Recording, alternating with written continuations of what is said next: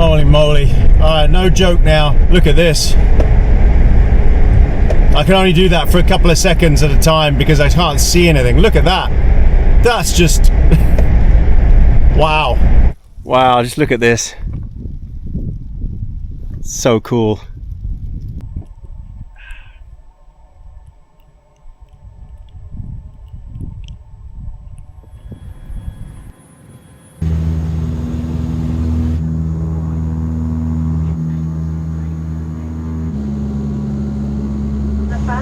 Gluten-free option.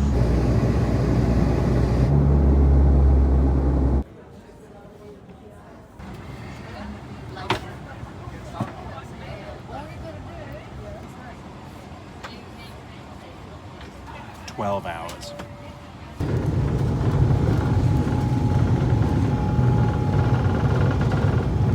Finally taken off, an hour and a half late. It's going to be a tight squeeze for my next flight.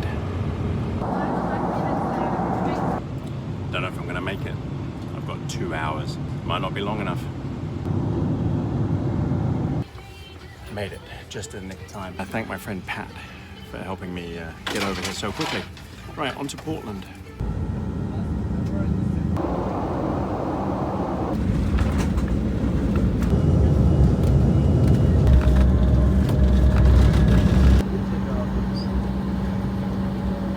Right, got all my bags.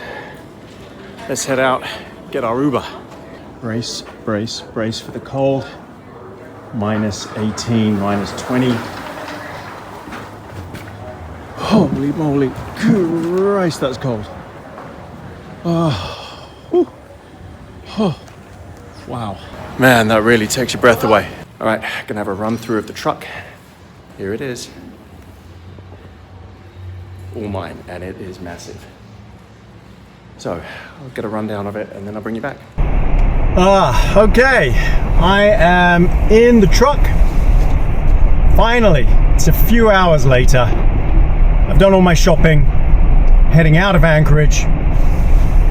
We're heading to Glen Allen, which is southeast. Well, I've got to go north a bit first, then east. And we're going to find a spot. We're going to fill up with fuel there. Find a spot to camp just beyond there for the night in the back of the truck.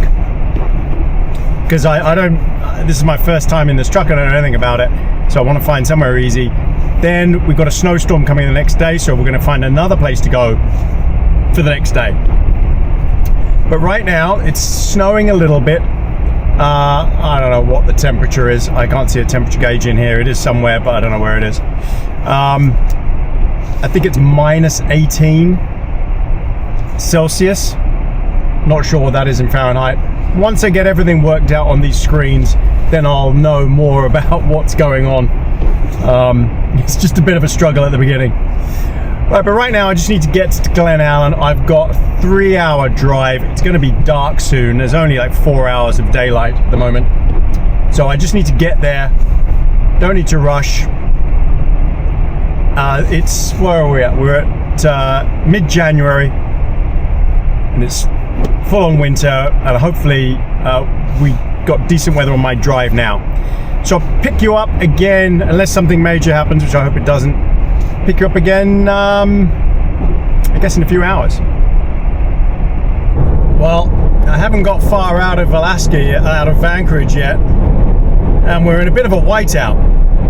Now the camera is probably making this out to look okay. For some reason, cameras usually see through all the stuff, but these are pretty dangerous conditions. So the temperature is 10 Fahrenheit now. It's warmed up a bit. We've still got 156 miles to go, and I'm hoping it's not all like this. These conditions. Who knows? But we're gonna get there. Well, I'm not sure how much you can see of me. I am here, but outside it's really bad now. Just come past a couple of big accidents involving semis, the huge trucks. But this is what it looks like so I'm on fog lights now, which are amber in color. This is what it looks like if I put my main beam on. you just can't see anything. It's crazy. And that's amber. So I've got to stick with the amber lights, which doesn't give me as much distance, so I'm having to go quite slowly.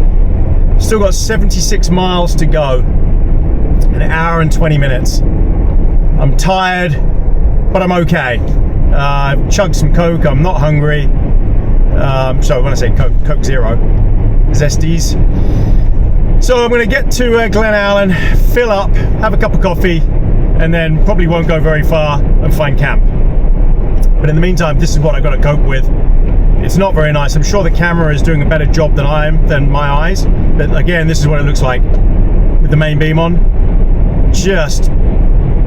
You just can't make anything out. It's so difficult to differentiate. Holy moly. This is quite bad. But it's amazing the difference the amber lights make. Right, onwards. All right, we're coming in to Glen Allen. Mile, turn left onto Co-op Road. This is where the petrol station. I filled up here before, and I filled up on the way back when my truck broke down, the van. So I just need to find the main petrol station. There it is. I'm hoping everything is open. And there's a restaurant there. There's somewhere around here apparently you can camp as well. Right, so this one on the right it says open, but it looks very closed.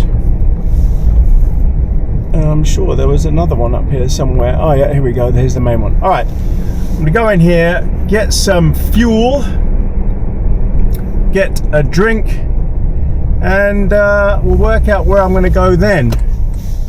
All right, I filled up. Wow, there's some huge big rigs. Look at these things, oversized. It's like a convoy. They're just getting ready to, I'm assuming, head towards Fairbanks or something. Okay, so I found out that there is a truck stop area that I can go to and park up the night. It's a couple of miles down towards where I actually want to go, which is good. Man, there's 4 of those huge trucks. So we're going to go find it. Thank you, Glen Allen. Thompson Pass open. That's good, because that's where I'm going tomorrow for this big storm that's coming in. Right, we're going to go and find this spot and set up camp. Right, we have arrived. I'm so tired.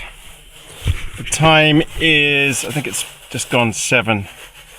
Yeah, 20 past 7. Right, let me show you around the truck. And then, I've got to get everything ready. Oh gosh, sliding everywhere. Very slippery. Wow, under this snow there's just a huge layer of ice. So here's the truck. What a beast. Those lights will shut off eventually. It's a big old thing. But let me show you inside. Oh, the heater is running. First of all, look, I'm on this rest area, this pull-out area. There's a native community over here. Hull, as you can see, they've had quite a lot of snow. And there's a river. I mean, the river is closed. It says river access is closed, but there's a river down there somewhere. And I did see lots of footprints, whether they were moose prints, I don't know, but there were some big prints over there. Okay, let me show you my home.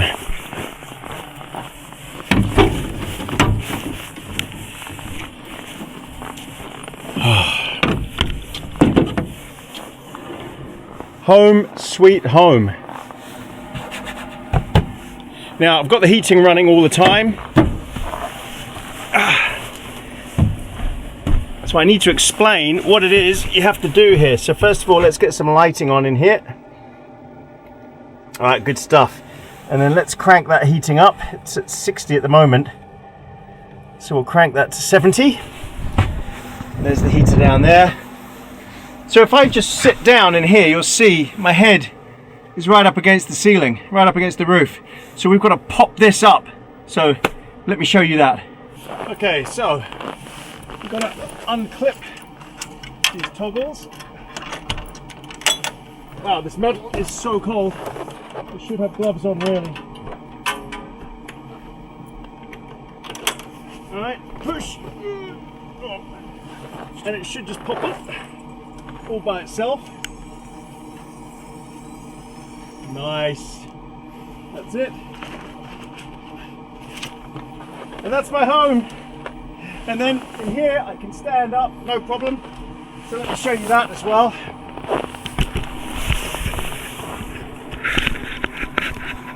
So, I'm going to be bringing snow in a lot.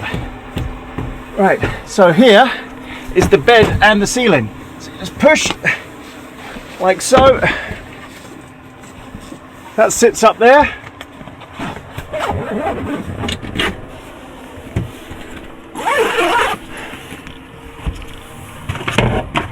Let me put you down here. And there you have it. Got all this room, tons of room. Look at that. So my bed is up there. Right, first of all, let's get this door closed because holy moly, it's hot. Okay. Woo! I mean cold. Right, so I've got to get myself sorted out.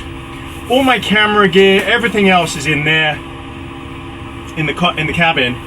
It's a right mess here with food. I just haven't got anything sorted out at all. I need to put all these covers down because this isn't insulated, this metal. So these are thermal, acts as like a thermal break. So you put all these down like that all the way around, and it'll just be so much warmer in here so quickly. It'll be fantastic. So what I'm going to do, I'm going to get all this set up.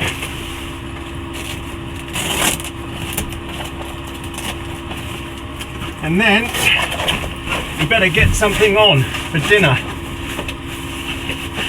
But because I'm so tired, I don't really want to have a late one. But I tell you what, I do need a cigar. And just in case you're wondering, I've got my Starlink Mini with me. All of this I'll show you probably tomorrow in the daylight. It doesn't get light till about 10 a.m, something like that.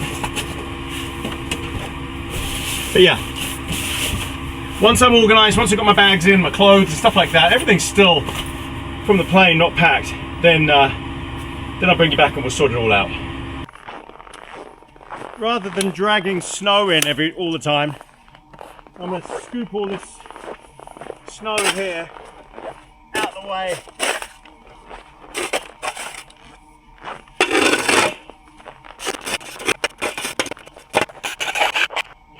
Do you like my lighting? My ambient red lighting. Beautiful glow. It's absolutely stunning.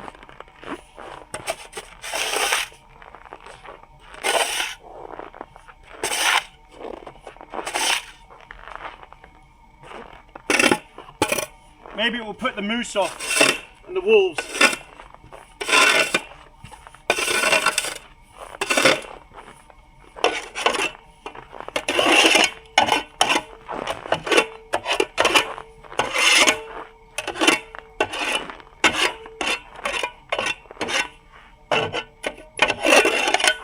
All right, whew, that's cold, man. All right, hopefully I don't need to go in there anymore. So let's go in and I'll show you where I've put everything. What this trip's about. So I am in Alaska, as you know probably by now. I'm here for 3 weeks. It is the beginning of, well, it's sort of almost mid-Jan, sorry. And I got here last night from New Zealand and I'm absolutely exhausted. I've rented this behemoth beast of a truck, camper truck, from Alaska Overlander, and those guys are fantastic, and I'll go through more about the vehicle tomorrow in daylight. And also my setup in here, there's so many things that I need to show you, cabinets, things like that, the bed, which I'll show you tonight, the bed, I'm actually sitting on the fridge. At the back, it makes a great table. This is very comfy. I wouldn't want to be in here with more than 2 people, but it's probably doable. There are no windows to look out, but in winter, I don't know, would you see anything anyway? Probably not. You can open the vent, the doors, the side windows, like gull wing. So, yeah, I guess if it wasn't that cold and you had the heating on, it would be fine. But first things first is I need to get some dinner on. And because it's late, because I'm so tired, it was a 24-hour trip to get here. I need to cook quickly. So I've got a couple of options. I've got a big jet boil over here, cooker that I can do. I've got home-style chicken pot pie and mango sticky rice. The reason I'm doing those is I just need a quick hit, good meal, very fast, satiating. I do have lots of meat and stuff in here, burgers, things like that. But it's 8 o'clock. I'm exhausted. That was a long drive. So what we're going to do is, because we're just going to do water, I've got my MSR. What do you call this one? Switch, I think it is. Something like that. I can't remember what this one's called. I think it is the MSR stick or switch, something like that. So this is pretty easy, pretty quick.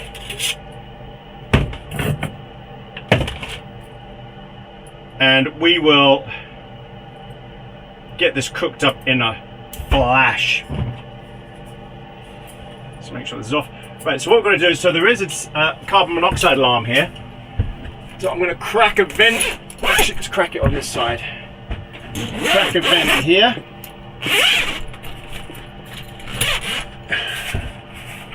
There we go. Good.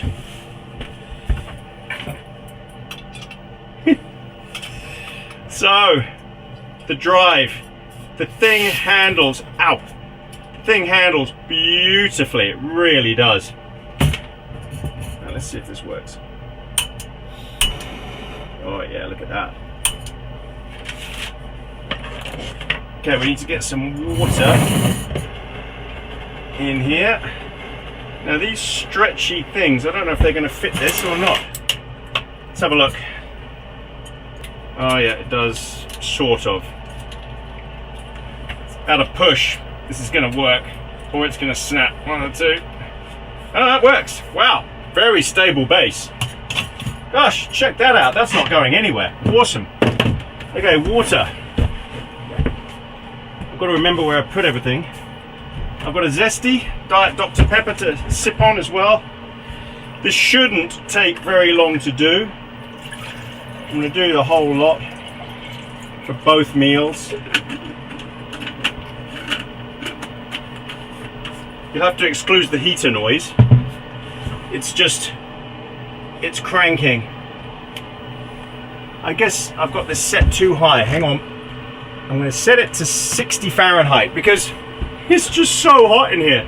This heater is insanely too strong for this truck, but better to have too much heat than not enough.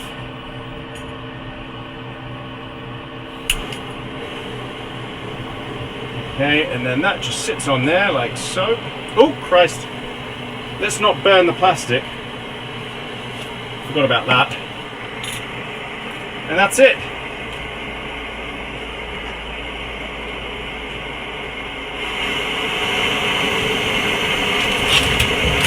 It's very noisy in here. So what I might actually do is sit on this cushion, which is probably why it was there in the first place. Oh, yes. Oh, that's better. Right, so. Sorry about the noise. I'm going to put you on the bigger camera soon. It's just I'm a bit disorganized. This is an Alpine Air Foods. Let's turn this down. We don't need it at full blast. Okay, Alpine Air home style chicken pot pie. It's 2 servings. 520 calories. Is that per serve? Oh no, it's per pack. And that's 50 grams of carbohydrates, 34 grams of protein. Pour it to the easy fill line number 7. Okay. I don't usually get these things.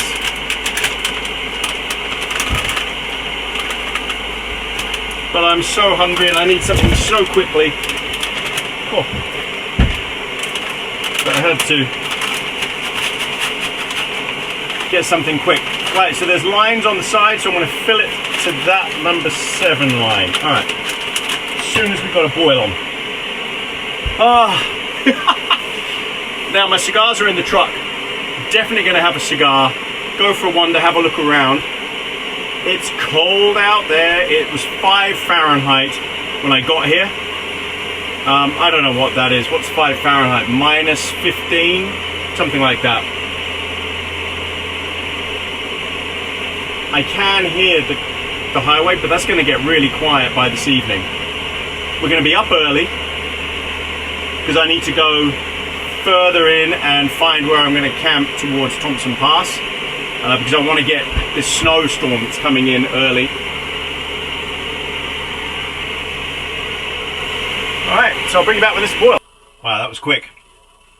Right, so we're going to pour this to the number 7 line.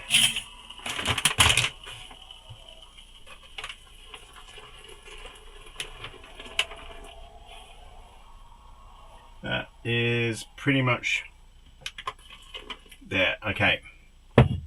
Give that a stir. Oh, that smells good. It smells really good. And I've got a dessert as well. What have I got here? Hopefully I can have this hot mango sticky rice, because I need hot meals.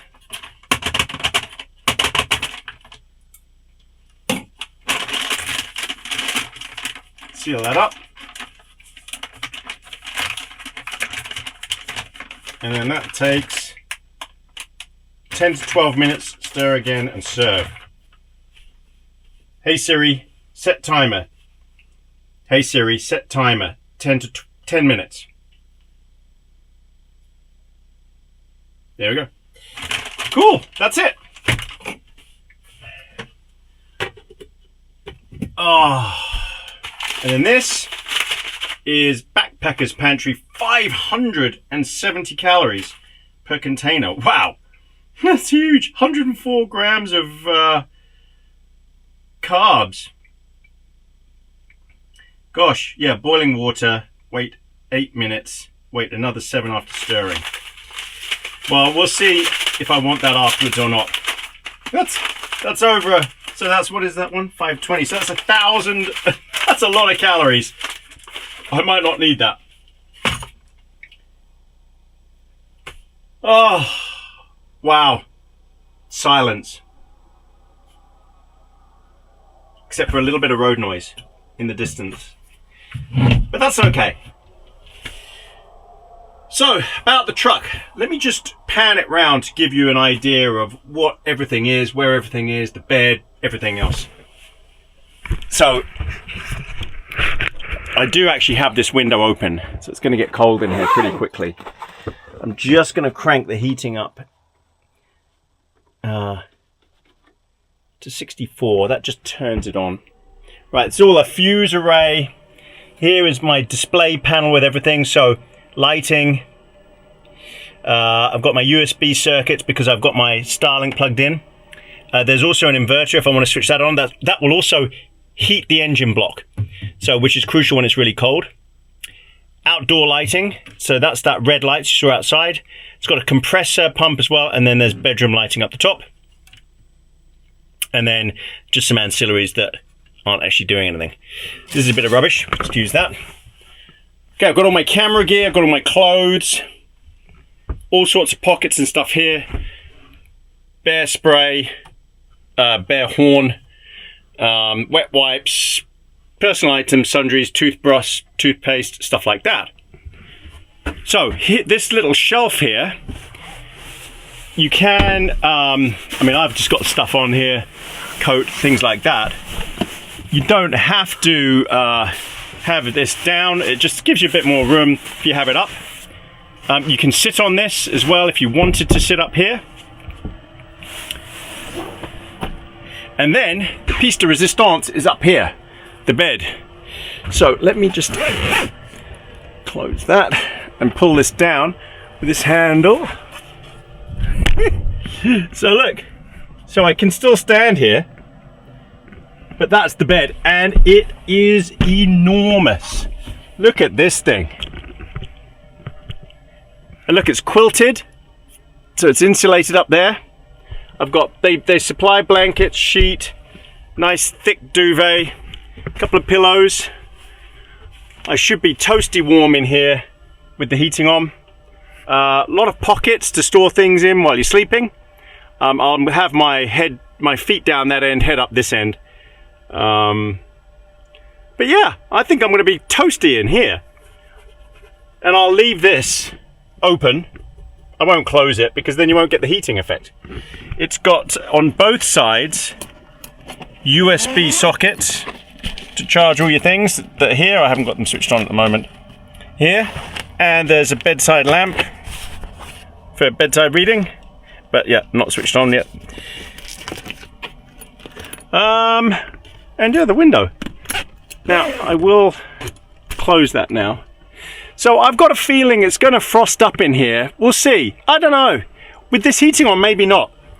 I don't sleep with heating generally, so that could be a bit of a nightmare. You could sit up here, so I could sit up here if I wanted to. There's tons of room. I could close this off and just sit up here and read, chill, work up here instead if I wanted a break.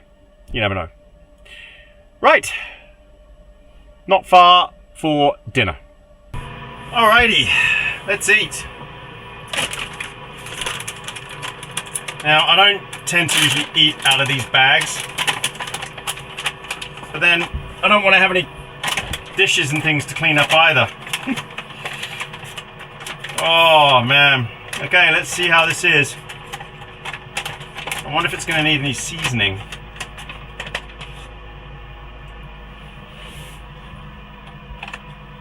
Mmm. Oh wow. Mmm. Actually, that's not bad at all. It's pretty good seasoning too. I've never even heard of this brand, Alpine Air. Gosh, I'm surprised. Excellent. Right, so I'm now starting to feel a little bit relaxed. Whenever I first pick up one of these things, last time it was a proper camper van. I say proper, it was a Dodge Ram Fiat Ducato conversion. You got to learn everything, see what it's capable of, see what the systems are like. This one is the same system that I have back home, so I'm very familiar with it. I had to get used to the truck, driving this truck and all its features. So your first day is settling in. You don't want to plan anything massive for your first day. Get to a destination, have a quick easy meal ready, get acclimatized to everything, work it all out, and take your time. Don't just think you're going to hit the ground running with one of these and just, that's it, ready to go, straight away, everything's good. It does take quite a lot of effort. Right.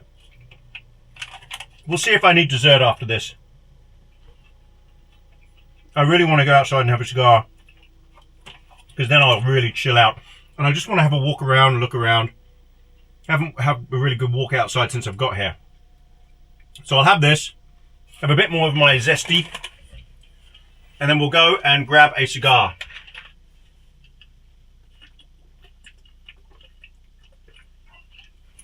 I don't know why I left them in the truck. And then we'll have a chat. Bon appetit, everybody. I am now chilled out and happy.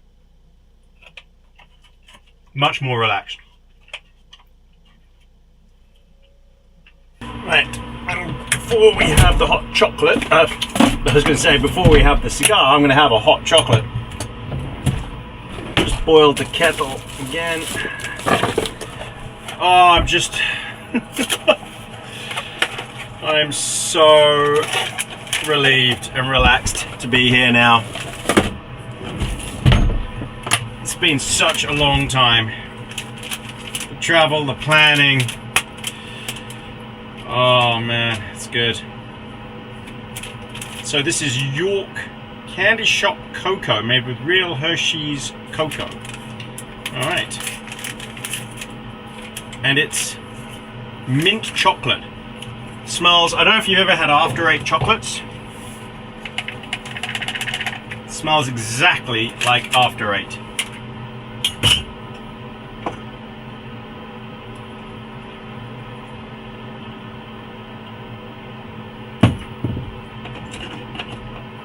So I promise, have this and then we'll go for a wander. Find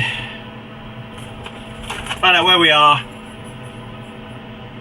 Maybe see a moose. You never know. I'm always on a mission to see a moose. Last time I saw one moose, that was it. Everyone said, you're going to see moose all over the place. I saw one, fleetingly, from the side of the road. You have to go back and watch that video. Right, have this. And then it's time for a cigar. Right, suited and booted. Let's go and check it out. So I need to unlock the truck. Make sure I've got my keys, got my phone. All good. Right, so to get out, pull this little lever, push. Make sure there's no animals out here.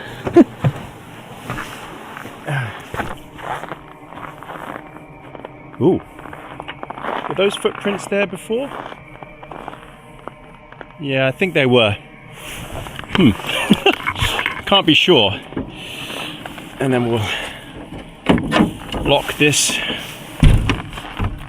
shut like that. Right, let's get the cigar.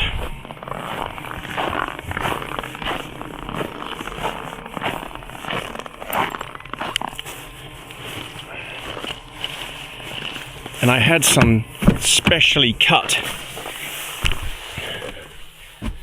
I've got to remember to take these in. These are American. I honestly can't remember the name of these ones. I'll have to look at the label. Sorry, not American. Honduran. I can't read that. Corojo number 5. But I just can't remember who makes it. And they cut it for me because I wanted half size. Okay. Let's go for a wander. God, this van is just... Look at that. Isn't that impressive? See, with my light covered. It looks so cool. It's lit up under the wheels. Under the wheel arch. And under the side skirts. So there's lighting under here somewhere. That is just very cool. And then you see here's my Starlink. There, got rescue boards. That's the tent popped up. There's actually a solar panel on the top there as well. Neat bit of gear. So there's a community centre over there. But first of all, let me light my cigar. So I've been away quite a while. It's Christmas. My son is home. Been spending all my time with the family, just chilling. Turn the slide off, stop annoying you.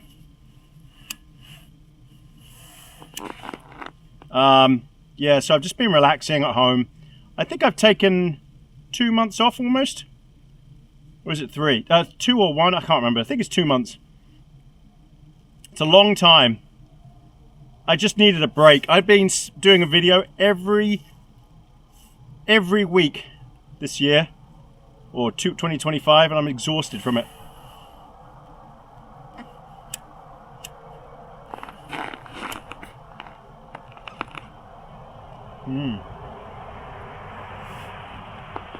Wow, that's a nice smoke. I'll have to look that up and tell you later. if I can remember what it is. Ah, that's nice. Right, so I need to put my headlamp on because I can't see what I'm doing here. Sorry about that. Hang on, let me put the other one on. How's that? Better? Worse. I don't know what to do. Not much I can do. Sorry about this. I'll try and angle it down as much as possible.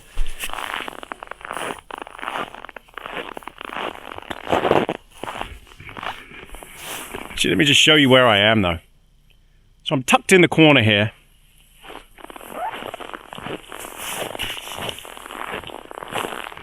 Oh, I love the crispy sound. There are toilets over there. But that's deep snow. River access closed due to hazard. How deep is this? Whoa! Gosh. Yeah, that's feet deep. 4 feet deep. You're not getting through there. I've got snowshoes. I could go for a wander. But it does say closed, so I'll respect that. So this is actually a rest stop. In Alaska, they don't seem to really care where you pull over and relax.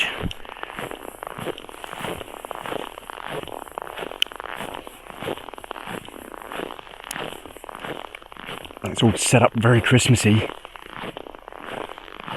Oh, look at that. So this is a native community centre. And then there's the rest area over there. That little hut. But look, it is quiet. Apart from the odd truck or car coming through, there's just nothing. And my truck is so subtle in the corner there. In fact, if I turn the red lights off, then no one would even know I was here anyway. But that does look cool. Oh, my fingers are getting really cold. I forgot just how cold it is doing these cigar times in Alaska.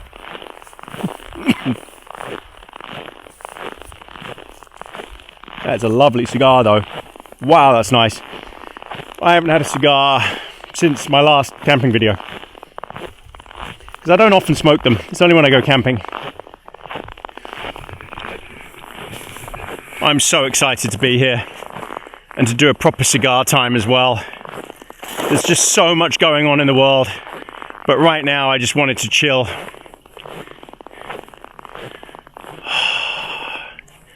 I'm so excited to use this thing. It's got a winch. So this is a Toyota Tundra. It is set up for winter use. It's got these vents inside that close automatically if it gets too cold. So it will stop the air coming in. So the engine, usually you have to cover them up. It's got these fog lights that I've been using to drive with in heavy snow. It's got these massive things that light up the whole side. I've got a CB radio in there. It's tons of room. I've got the seats lifted. I've got all my gear. My backpack with all my camping gear. Snowshoes. I've got extra coats and leggings there. And then here there's a whole bunch of spare cables. You can actually plug this vehicle in. There is a socket to charge everything, including the engine and the front and the back. So these lift out, these open, these panels. So if you did want to do this in summer or spring, you could do that. It's got bug mesh. And the tent, your living space, the roof tent up the top, actually does have a window that pops out, that sits out if you wanted to as well. Maybe I will, I don't know. It depends what this snow looks like tonight. But this is a massive rig. They've put a tow bar on for me because I'm going to get a snowmobile. This is for gas. And this is a can crusher, this thing. And the water supply is cut off because it's winterized, so I've just got my own bottled water. This is where you plug it in, and this is for the air compressor to pump up the tires.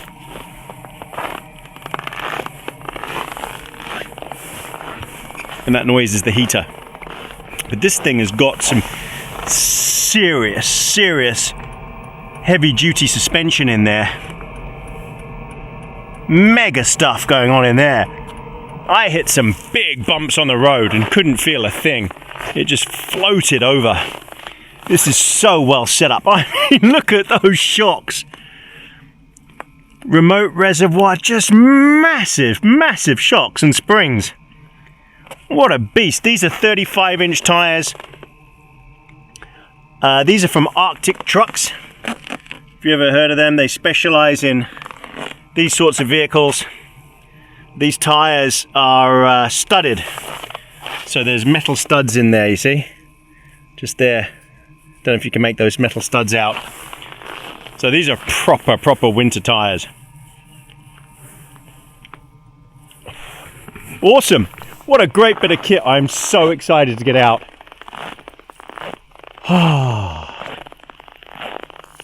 I want to sit out, cook a steak. I'll have to wear a thicker coat than this though if I do. But it's meant to warm up. It's meant to only just get above freezing where I'm going, which is good. That's why the snow's coming. And then we'll head back up north, so it won't be as cold. I heard it was minus 50. The last guys who took this out and it had problems.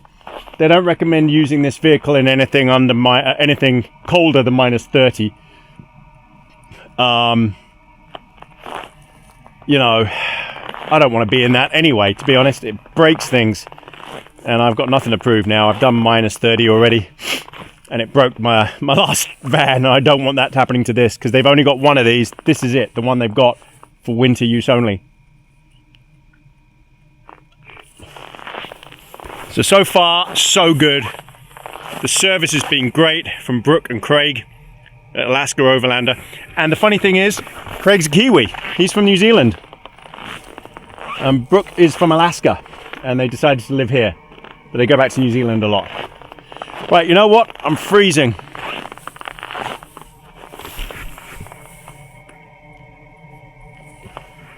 I'm pretty much at the point that I cannot feel my fingers.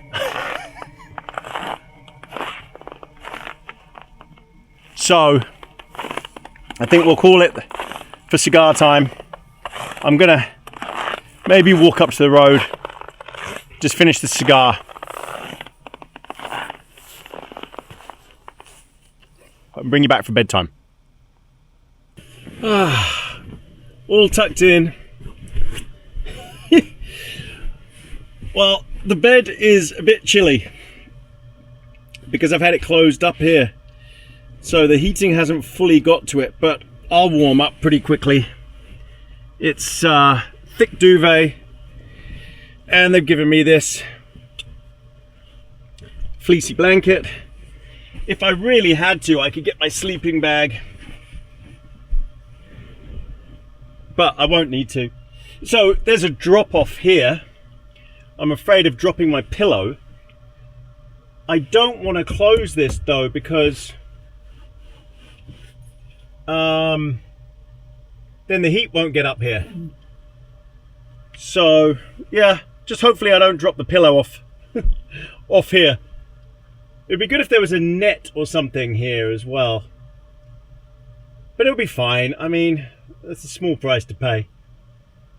I guess I could close it. The heat would rise up. I guess it would find a way up here. Just maybe by tonight I'll close it because I might overheat. I don't know. So there's no insulation on these walls. So they are directly exposed to the minus 15 outside. This is quilted up here, so that's okay. That's insulated. But this is exposed. It's not a thick fabric at all, like an insulated fabric anywhere up here. But with the heating on, I shouldn't need it. I've got the heating on low. I've got it set to 70, which is just right for me for sleeping in. I think once I tuck in, I'll feel really warm. It's just I've been outside, I've had that cigar and everything else, and yeah, I have to brush my teeth and things like that. All right, everybody. So unless something major happens in the middle of the night, which I hope it doesn't, see you in the morning, bright and early. Night, everybody. Thanks for coming on this one. It's going to be an adventure. All right, night everybody.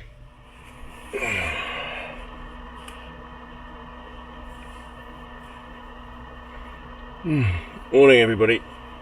Well, it's 20 to 6 in the morning. I got a little bit chilly just now. I don't know why my feet did. I should probably have worn socks. I think the bottom of the bed obviously is never going to be as warm as it is here at this bit. And this isn't insulated, so I think my feet touched the sides and they just got a little bit cold just then. Oh, there's some ice in here. Look at this. Let me show you what I'm talking about. Again, I don't think the heating gets to this point. So, there's ice down there. It's a bit frosty. And there, that's cold. Yeah. There. So, obviously the rest of it is really warm. Like up here, all the heat's coming from down there. Need to rethink my sleeping plan. But it is exceptionally cold. I mean, it's negative 15 or whatever it is outside. It's 5 Fahrenheit. So it's pretty cold. Oh, excuse me. So I'm going to crank the heating. I think I'm going to get up, even though it's so early. I'm just jet lagged. I'm awake. We're going to get coffee on. Have something to eat. Warm clothes. And then we'll head off towards Valdez. So I've decided, because of the storm that's coming in, and it's quite significant, I wanted to get this bit done because I've done it before and I liked it. Valdez is a great little town, but it's got some trailheads, some places to walk around, which would be quite nice, and it's an easy spot to camp up while the storm passes.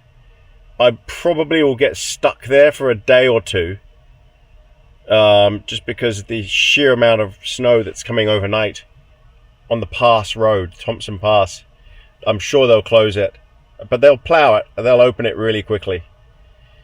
So I expect to spend a few days down there, and then I'm going to drive all the way up towards Fairbanks, where we've got quite an adventure planned. So right now I need to get up and get a coffee on. It's kind of cool being up here, I'll be honest.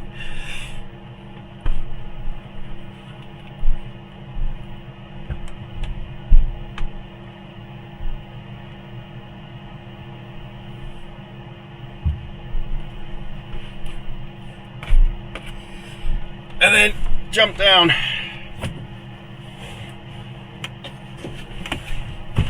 Here you go. Oh, it's so hot down here. Wow. Okay. Let's close this.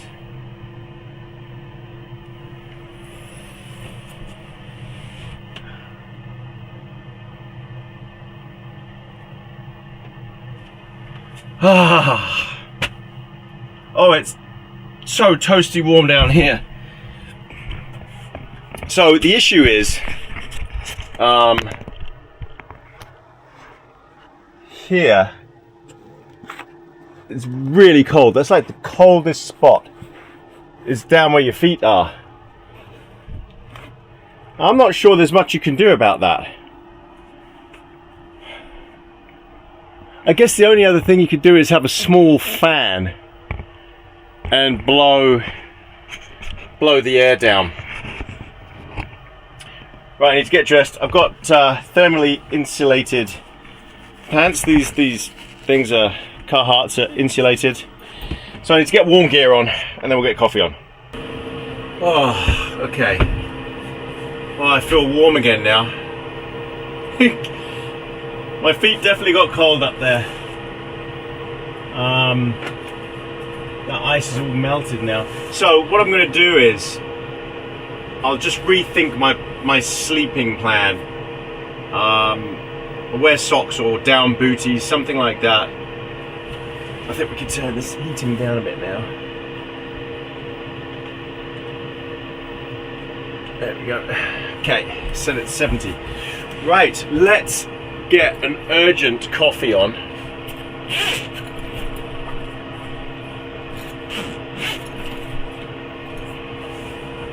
Desperate for coffee. I'm not that bad on the jet lag, but you know, if you've never had jet lag before, it's not fun. So my sleep was okay. It was a bit just getting used to my new surroundings, the lights, things like that, the jet lag combination. At first I got to bed, I was quite chilly. Then I got pretty warm, I have to say. But then the temperature just dropped outside clearly. And then that was it. Right, let's make a coffee. I've got my AeroPress with me, I brought with me from New Zealand, my AeroPress Go.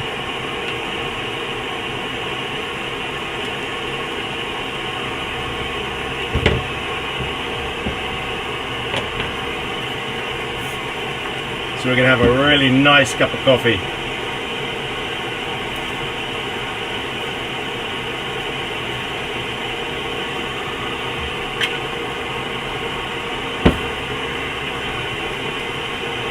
I saw a comment, I posted a photo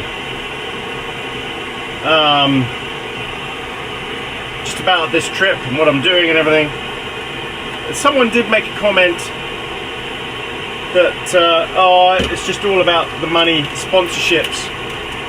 I should point something out. I'm not getting paid at all for this trip. I paid full price for this truck. Full price. No discount, nothing. I paid for my flights. I paid for absolutely everything. So it kind of, you know, people need to understand that just because some YouTubers only do stuff for the money and that's it, period, doesn't mean we're all like that, you know? It's a bit unfair to accuse us of doing the same thing. No sponsors on this video at all. Can I open this? No. Paid for completely myself. You don't believe me? What else can I do? You know? Ask my wife, she'll tell you. Well, this is the stupidest bag I've ever seen. How do you get into this coffee bag without cutting it? I don't think you can. Oh no, I've got a coffee bag that you can't get into.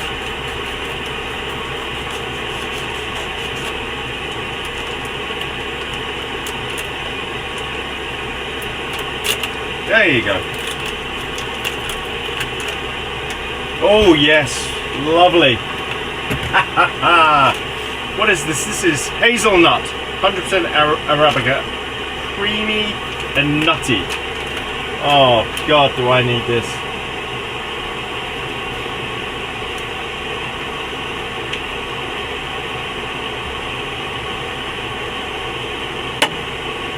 This is going to be a long day. I'm this tired already.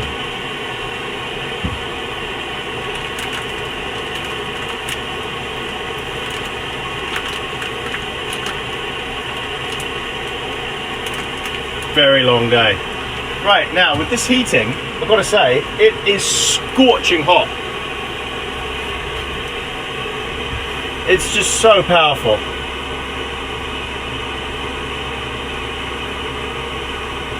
I'm going to turn it right down. 64 I've got it set to, and it's just so powerful. It's just a shame it doesn't all come up to your feet. I've got to work something out. I'll work something out. See how I can do that.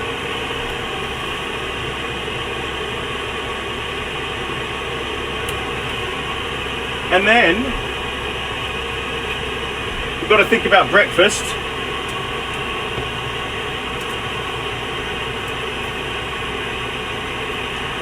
I've got fruit. I've got to keep up with my fruit, and I've got granola. So we'll have a hot granola after this coffee.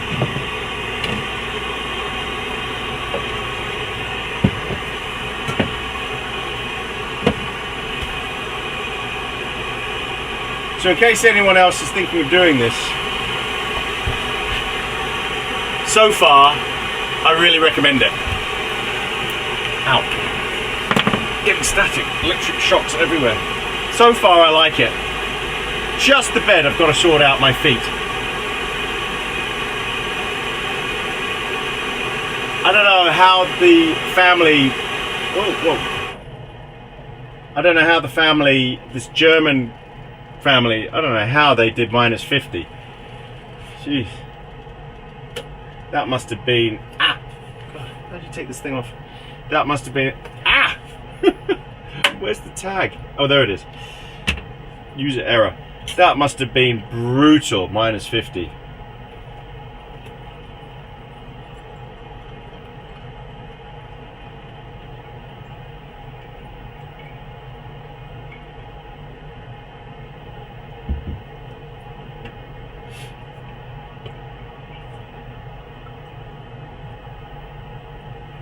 So easy.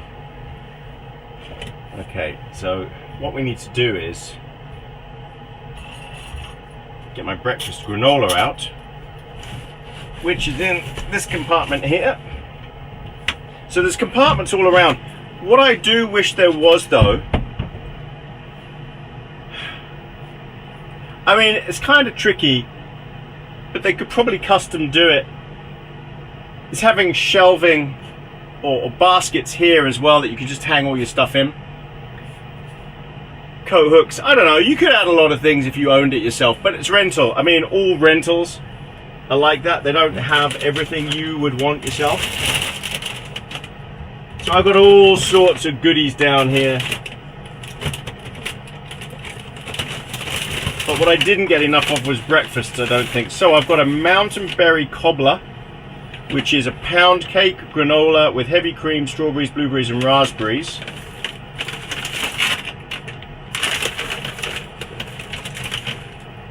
Dark chocolate cheesecake. I've got desserts. Oh, peanut butter and banana oatmeal. I might have to get more of these. I don't think we're going to have pad thai chicken for breakfast. I'm definitely going to have to get more of these. Mango sticky rice, we're not having that. Biscuits and sausage gravy. I've got a whole bunch of them, but they're mainly meals. Okay. I do have bread, sandwiches.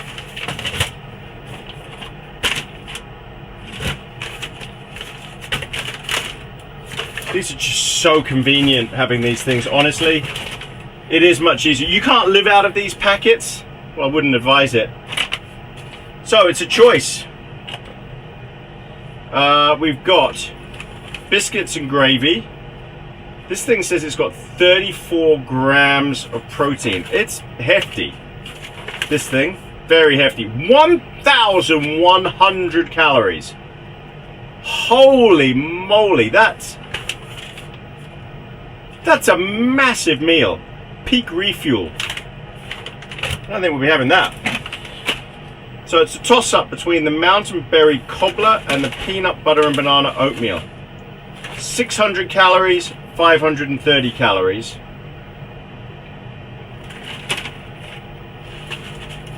I think I'm going to go with the peanut butter and banana oatmeal. The lighter option. I will get more of these as breakfasts. They're just because they're just so easy.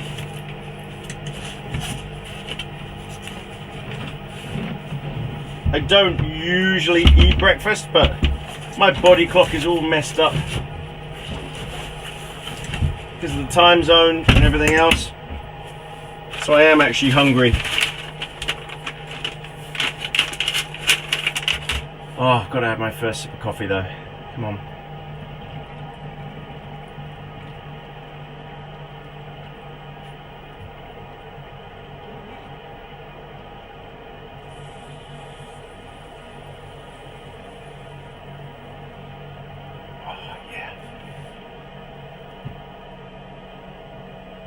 Perfect.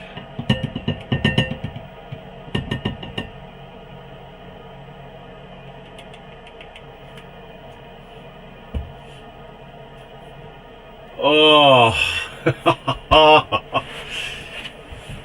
I'm warm. I've got coffee. Cheers, everybody. Yeah. Oh, yeah, that hits the spot. That's nice. So what time is it? It's 6:15. Boy, this is going to be a hard day. Okay, let's get this on. So you can have it cold or hot. Oh no, it says hot. 240 ml, 1 cup of hot water. Okay, have I put enough in here? That's probably not.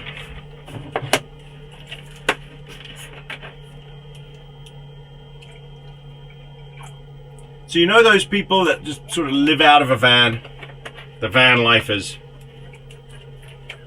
I don't think they'd want to live out something like this. They usually have those sort of sprinter vans, things like that.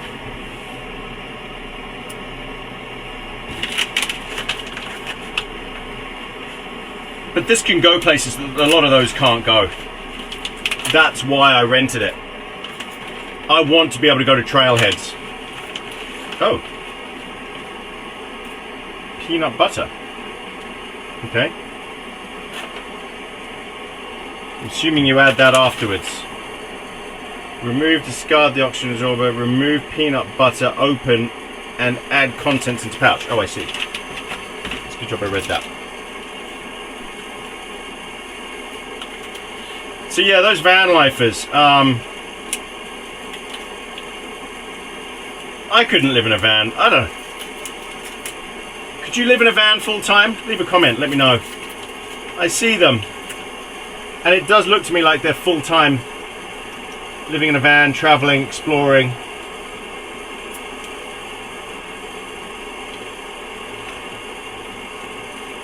Yeah, I don't know if that's for me. I like having a base.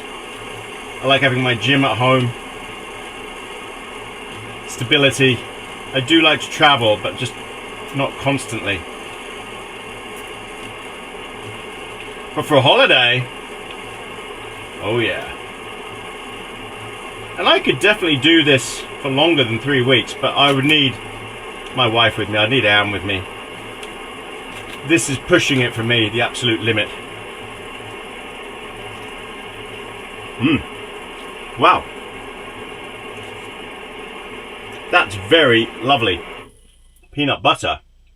It's from the Peanut Butter & Co. company. Smooth Operator, it's called. That's very nice. Okay, so you pour the water in, stir well, seal pouch, wait 5 minutes, stir again, enjoy. So it's 5 minutes, and it's 240 ml of water.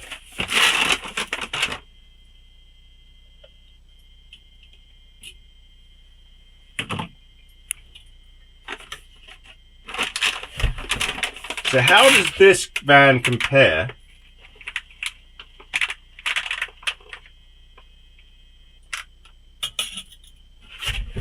because I know that's going to be a question that quite a few people will want to ask, is how does this van compare to, say, all the other things I've had? So how does it compare to Buddy, my camper van in New Zealand? How does it compare to the massive RV that I had in Canada? And how does it compare to the camper van, the sprinter van, the Dodge Ram van that I had last year in Alaska? How do they all compare? It's a bit early to say.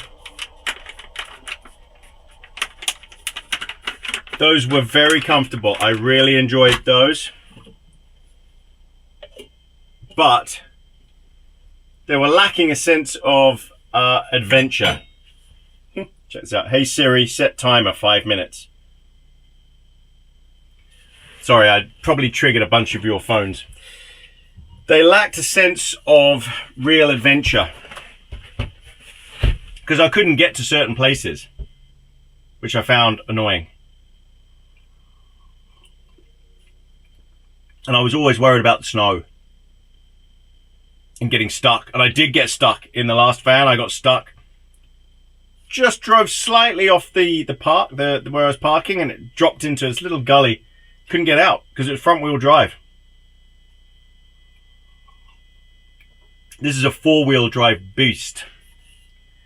And the insulation in here is non-existent, but it does have these thermal curtains, which is okay. The heating system is just enormous. Now, I can't download the app for this heating system because I'm on a New Zealand app store and I'd have to disable all of my account to get a US app store. So it's literally, I have to set the temperature that I want it and the thermostat's there. So I'm just struggling to get the right temperature. I've turned it up 1 degree Fahrenheit. We'll see if that's the right temperature. Oh, I don't know what happened there. My screen shut off for some reason. I'm not sure why. Sorry about that. I don't know how much that picked up. Yeah, I don't have any windows, so that's kind of frustrating. All right, bring it back when this is ready. Right, time for breakfast. I think this camera is overheating. I'm not sure. I think that's why it shut off. If it does it again, there's a setting I can change. Oh, look at this. Oh, that smells so good. You know what I might do? Is put some berries in there as well. Right, let me get the berries out of the fridge.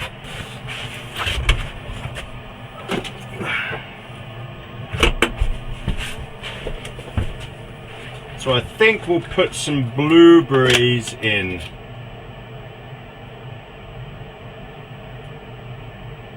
Oh, we'll chuck a whole different load in. This is gonna be delicious.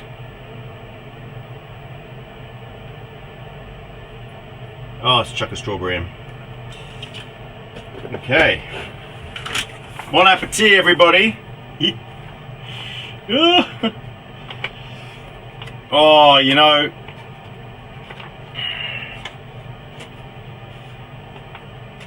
life on the road. It's gonna be hot.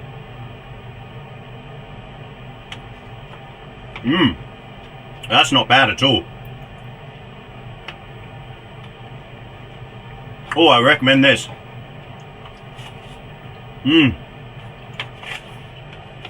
Backpacker's Pantry, peanut butter and banana oatmeal. I don't know if that shows up. I might have to get a few more of these.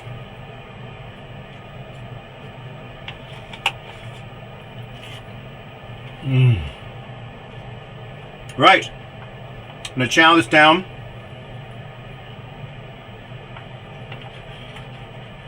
And then we'll head off. Oh!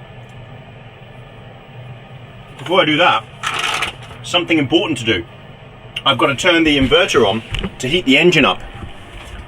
So what you do there is, it's already plugged in. Down here, there's a cable in here that's plugged in. So all I have to do is turn this button on and it's going to start heating the engine up. You'll see the power draw here. I think it says 4.4 amps at the moment. So if I turn that on, as soon as the inverter powers on, okay, the inverter is on now. There it goes. Holy moly. Now it's heating the engine block. So it's using now, we're using over 30 amps to heat the engine block. So it's gone from, it would last me 2 days to 6 hours, 5 hours now. The batteries. Wow, it's really cranking. But that's what you've got to do to heat the engine up. So it warms the transmission, warms the engine, just looks after everything. So I'll leave that on maybe for 10 minutes, 20 minutes. That should be enough at this temperature. And yeah, we'll have a nice warm engine and transmission. Then it should start and be lovely. Right, back to my breakfast. Right, suited and booted. Hey, look. It's iced up in here. Because this was closed and I had all my gear there pushed up against it, that froze. So you do want to be careful what you put up here. Fluids or whatever. It just shows what my jacket was pushed up against it, so this was providing the protection. Right, so what we're going to have to do is, the way you do this, it's not very difficult. You have to open these windows a little bit, because they've got to vent. It's much easier if it vents the air out. So you open those just enough to let the air out the top, like that. Okay, and then you got to go out and you drop this, and you drop this, and then you're good to go. So what I might do now is just let's turn the thermostat right down. We'll set it to 60. There you go. I think 60 should be fine. Right now outside it's 5 degrees Fahrenheit. Inside it says 59 or 57, but I don't know where the sensor is inside. It's somewhere up here, tucked behind, so that's actually not accurate. It's much warmer than that. I could do two things. I could roll this door up. Actually, I might do that. So I'll roll this thermal curtain up.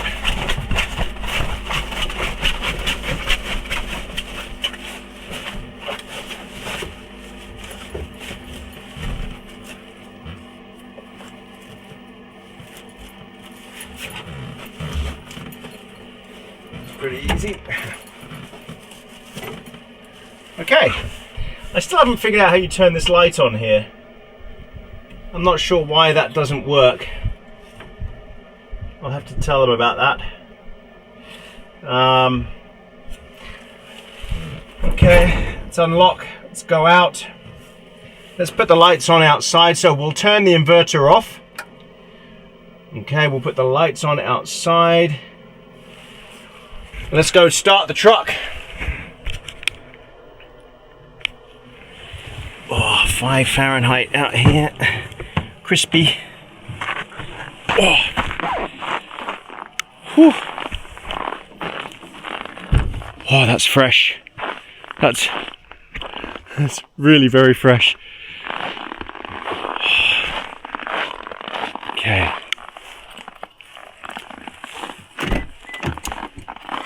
Right, I need you to start.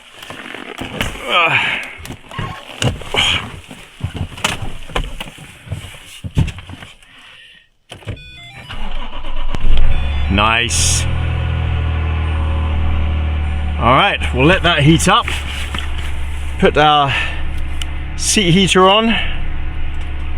Let's get the temperature cranking in here. We'll let this all defrost.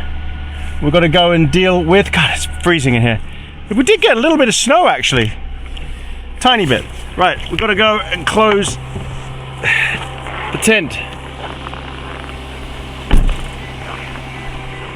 Yeah, I know, I've got the keys with me. There was a little bit of snow, not much. Right, let's deal with this. I haven't closed it yet before, so first time for everything.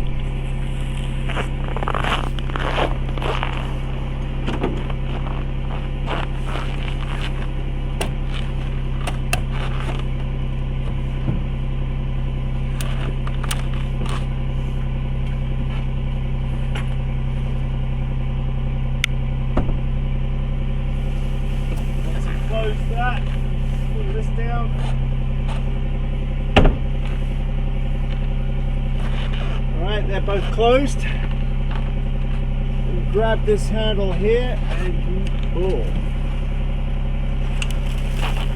Oh, tell you what, that was pretty easy. In fact, that was very easy.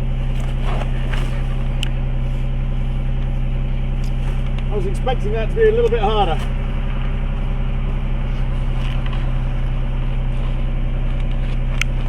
Huh, that's it.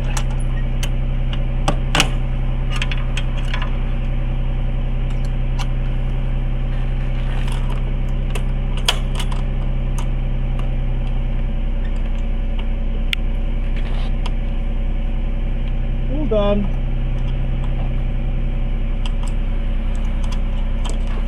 And the thing is, it's still usable inside.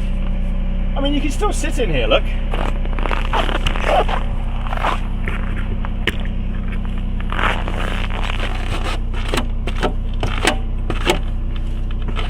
It's just cozy. All right.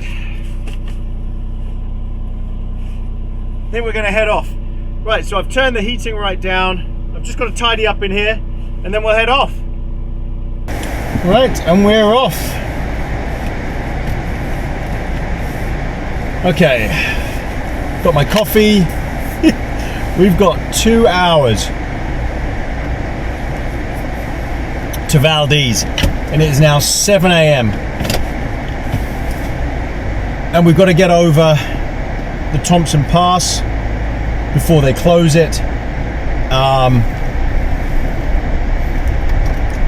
So let's hope that doesn't happen.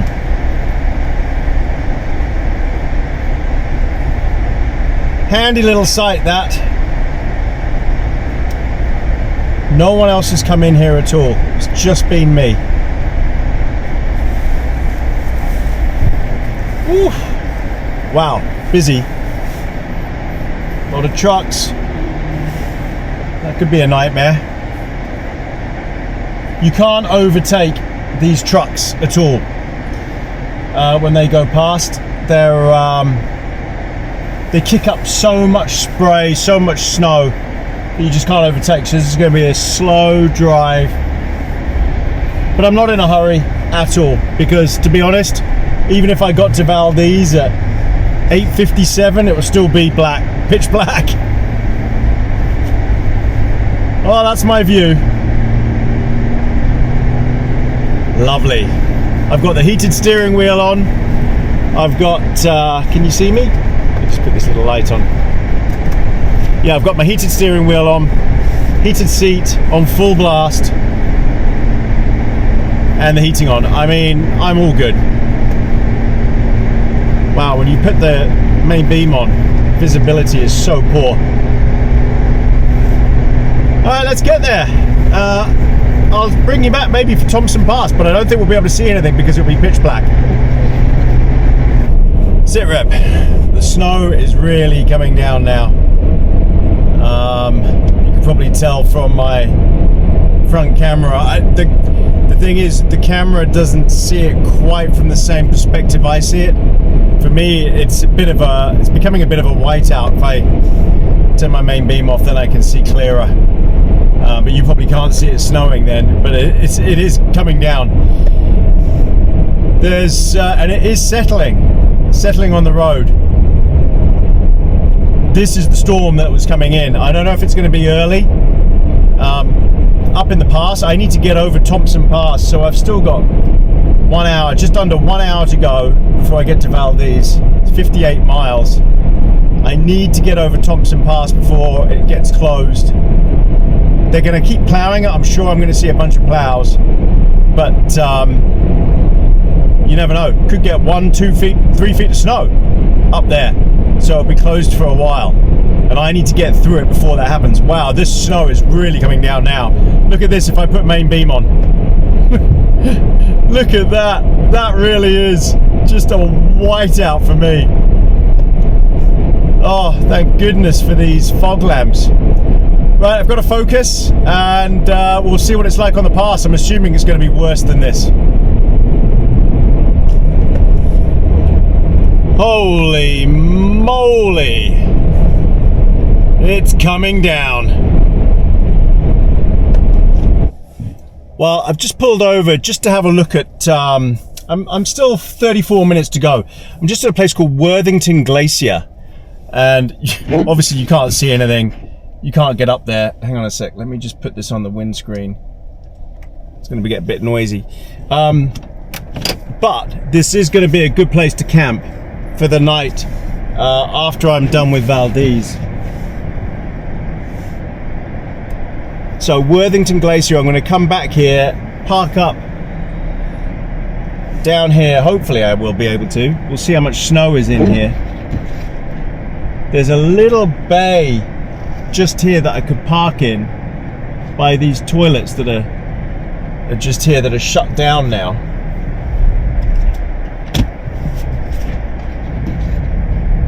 Yeah, there's a set of toilets here. And there's a spot to park. So I will try and camp here maybe after I'm done with Valdez.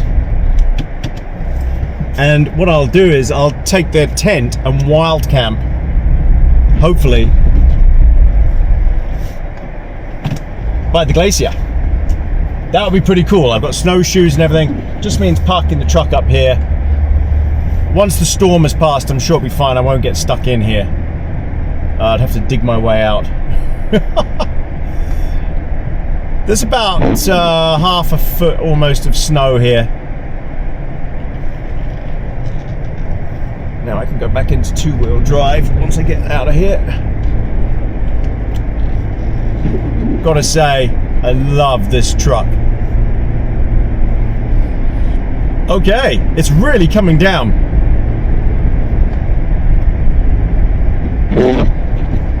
Right, so now we are officially on Thompson Pass.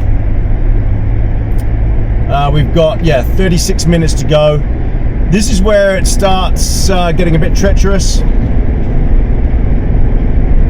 And it's this area that they shut down usually in heavy snow. This is why it's got the big markers you'll see on the side of the road, the huge poles here, just to warn you where the snow is and how deep it can get. For the snow plows also, where to push all the snow. Right, the light, there's a little bit of light in the air as well. You can probably tell from the cameras.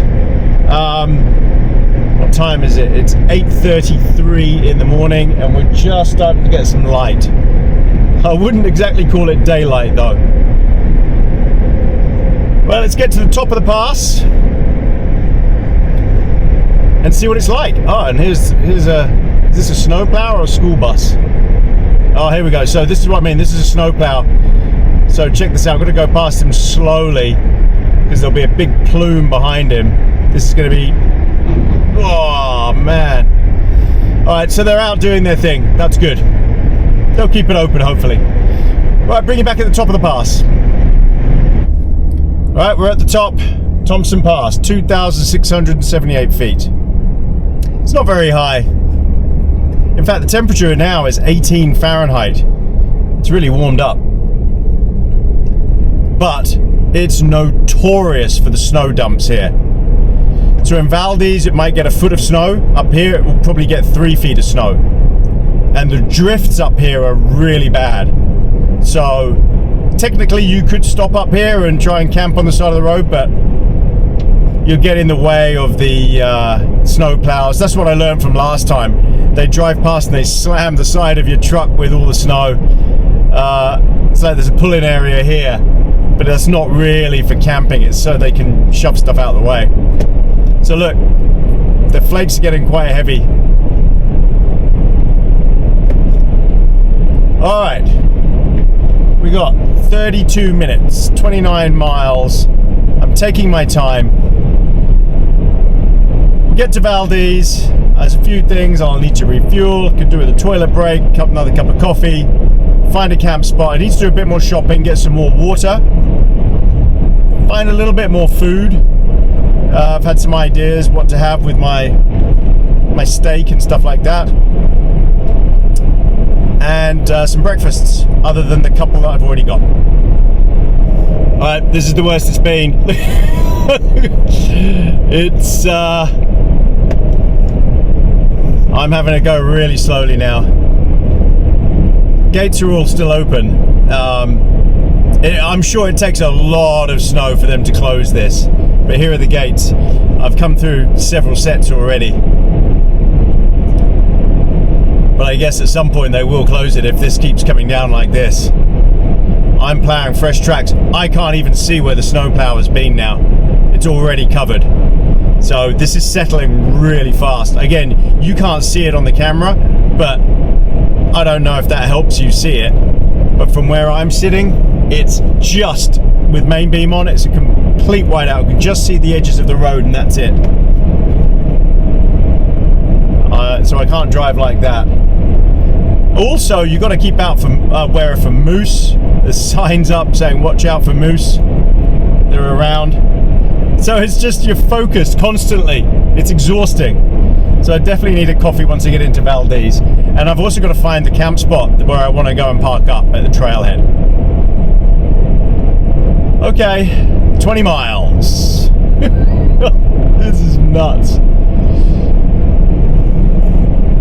Alright, sit rep. It's only a few minutes later. I've got all sorts of error messages on my screen. I was getting a bit of deja vu then. Of the breakdown that I had before, but it's different. This is all of the safety monitoring features, traffic, cross traffic, camera, everything. It's all getting caked in snow, so it's just warning me that they're all deactivating. So blind spot monitor unavailable, rear cross traffic alert unavailable, and low visibility on camera. This is why, because it is absolutely pelting down. Holy moly! There's no way you could have that on main beam. Look at that! That's insane amount of snow. Crazy. It is coming down so much. Yeah, I just need to get over this pass. So I'm relying on my Google Maps here, GPS map, to show me what the road is doing up ahead. It's asking me if I want to brake because I'm looking at the camera. So I know what's coming, what my turns are. But you can see here now, this is, with the wind as well, the drifts are all over the place. I don't know if you can hear it. This is crazy. Gosh, that came in fast. So this is why I wanted to get over here really quickly before they shut the road. Bridal Veil Falls. I remember this from last time. It's really beautiful. You can't see it. Where's the road? I pulled off into this area last time to look at the falls.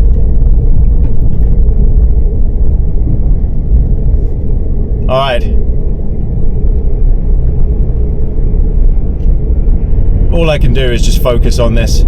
But now the wind is swirling. Look at this. It's absolutely all over the place. I have to put my main beam on just to show you what it looks like. Whoa! That was a puddle. Okay, I've got to put my front on to demist the front because my windscreen's freezing up. It just threw a whole load of water and ice on my windscreen.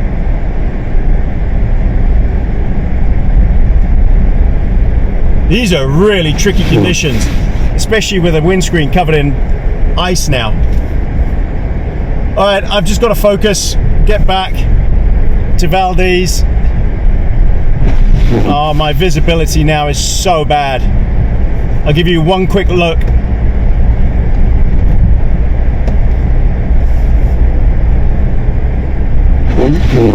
We'll get there. Don't worry, everybody. I've been through this a lot. I've done stuff like this loads of times. You just got to drive carefully and look at your map, look at the road, not hit a drift, and it'll be okay. It's just those wind gusts coming through. It's so blinding. But we'll get there. Holy moly. Alright, no joke now. I've been reduced to a crawl. Look at this. I can only do that for a couple of seconds at a time because I can't see anything. Look at that. That's just... wow. I've seen one other car going the other way. He was going very slowly. We've still got 11 miles to go. Let's just focus like crazy and get there. Okay, Valdez, we made it. I stayed there last time in that Totem Motel and Suites. It was good. Right, now I have completely forgotten where the supermarket is.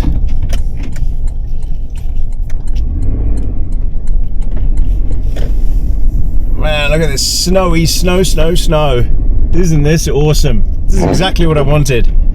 Although I thought it was coming tomorrow. It's oh, here it is. Okay. So I'm going to pop in the supermarket, Safeway. Get some supplies. I need water. I don't need to fuel up yet. I'll do that tomorrow.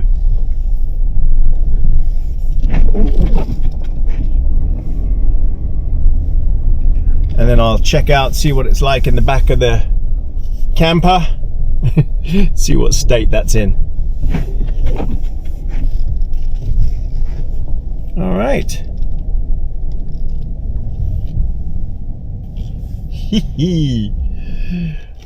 Valdez in the snow. Look at it out there. It's coming down. Awesome. Right, let's go and check out the supermarket. Actually, let's go and have a look in the back of the truck first and see what state that's in. Right, let's see what the damage is. Oh.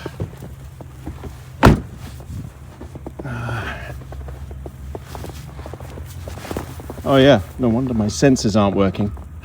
They're completely caked. Everything else looks okay. Oh. All right, let's have a look inside. See what's going on here. Ah, my camera bag has fallen over. Okay. Everything else looks all right. Let's turn the lights on. Let's get some heating on in here. All right, looks okay. Not bad. Right, let's go get the shopping. Let's turn the lights off again. Ugh. Shopping time. Bring you back from inside the supermarket. Whew. Alright, just got my shopping. Couldn't film in there, it was just too frantic. Let's go back in and get a coffee now. And also, I need to use the bathroom. Man, it's coming down. Gonna have to scrape all the back of this off.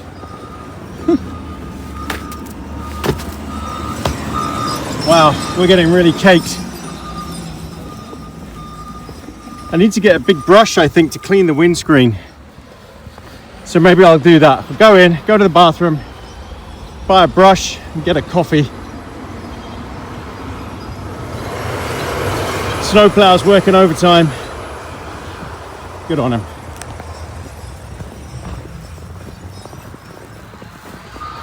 Look at that. Oh boy. How much snow is going to fall?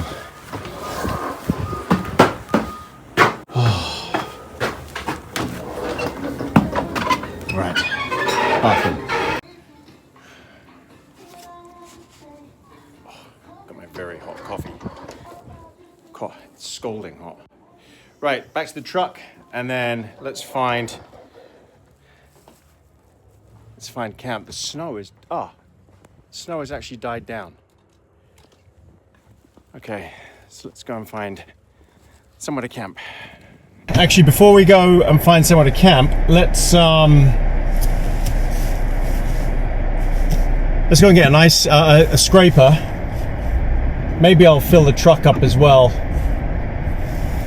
my camera is completely clogged. I'm gonna have to go and find it. I don't know where it is in this car, but I can't see anything out the back at all.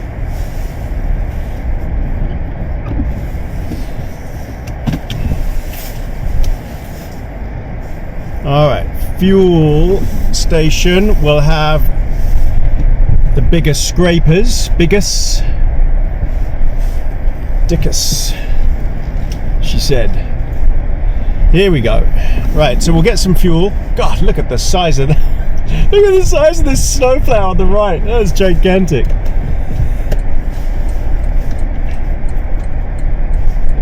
Right, fuel and big scraper.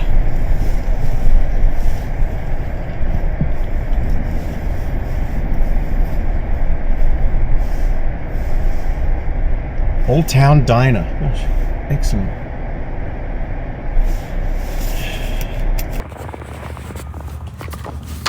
Got a brush. Let's try and find the camera. I think this might be it here. Yeah, it is. There.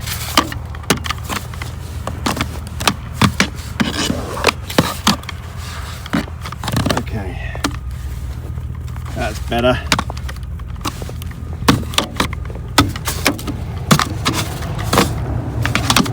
Now I can see what I'm doing. It's got a scraper on as well, which is good.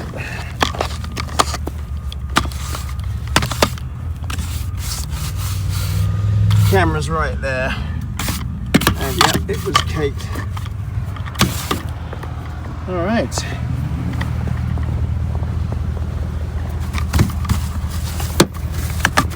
Tired of getting this snow in the car every time I open the door.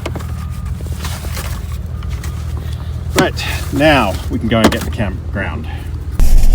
Okay, it is 1 minute away. Just around this corner next to the harbour here, the marina. Now I don't know 600 feet, turn left into the parking lot. Okay, now I don't know if this is going to be cleared. I'm begging that it is. Because I heard it's a... Oh no, it's blocked. Is it blocked? Oh no, it's not blocked. Woo! Oh, in fact, there's some other people camping there. Awesome. Just in case you get stuck. I don't usually say awesome when other people are camping, but look at this spot right by this lake. Wow. Beautiful. Ha ha. Absolutely stunning. I guess people have been out jet skiing. People, photographers here, everything. All right, so what we need to do is find a place to pull up and park for the night. There's the trailhead over there. There's a golden retriever, a lovely puppy there. Okay, let's see where I can go.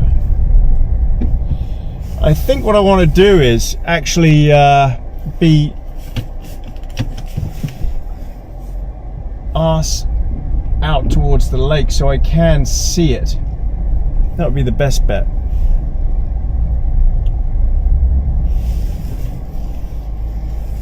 So I'm just gonna pull in directly here, and I am gonna stay here the day and the night.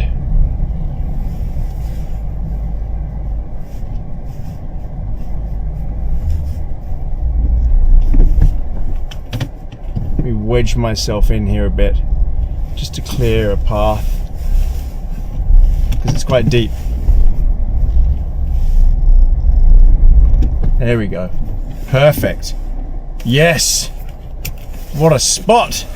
Right, let's go and assess everything out there. Okay, I've just cleared a little path. But check it out. I mean, obviously that car's not going to be there. But I've got this lake that I'm just parked next to. How amazing is this? Okay.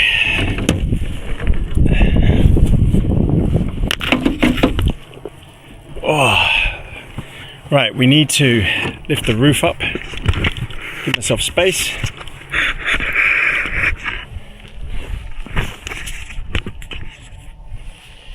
Can you see me? I think you can.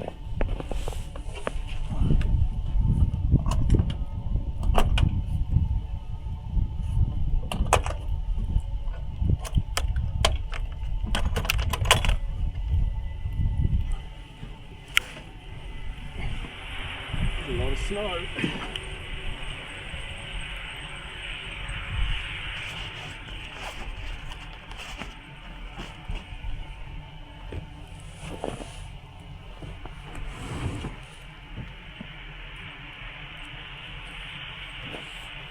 All right, we're looking good. Let's go and settle in. I need my coffee.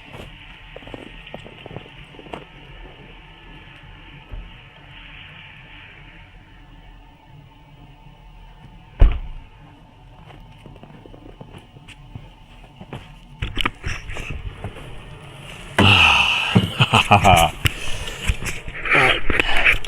I've got to work out a better way to do this. Filming. I think bringing snow in is inevitable, but the heater does dry everything off really quickly. You're going to mist up now probably. Right, let's push the bed up.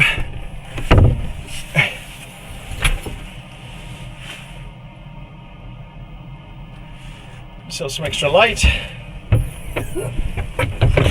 Excellent. And check out my view. Well, apart from the truck there, I can see the lake. Nice. But I've got a few things I've got to do. I've got to sort the shopping out. Let's close this door for now.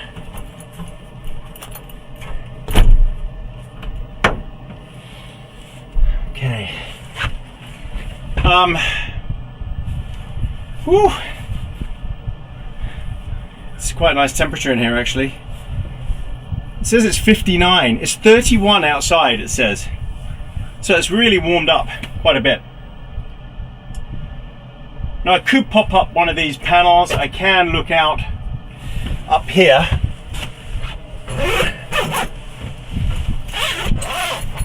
I don't think the snow is going to get in.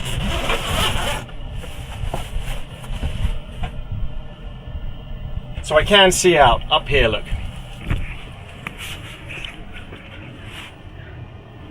You can see out pretty easily.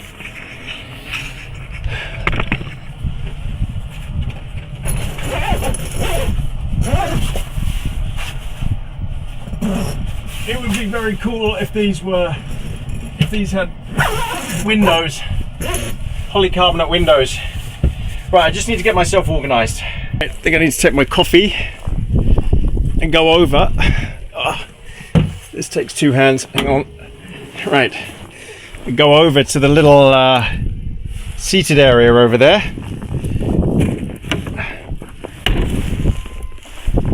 I've got to get used to this door. It's tricky, look. There you go.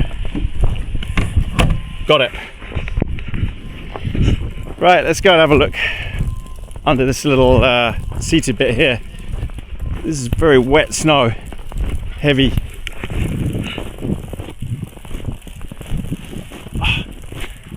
Hopefully someone's cut a track through to it.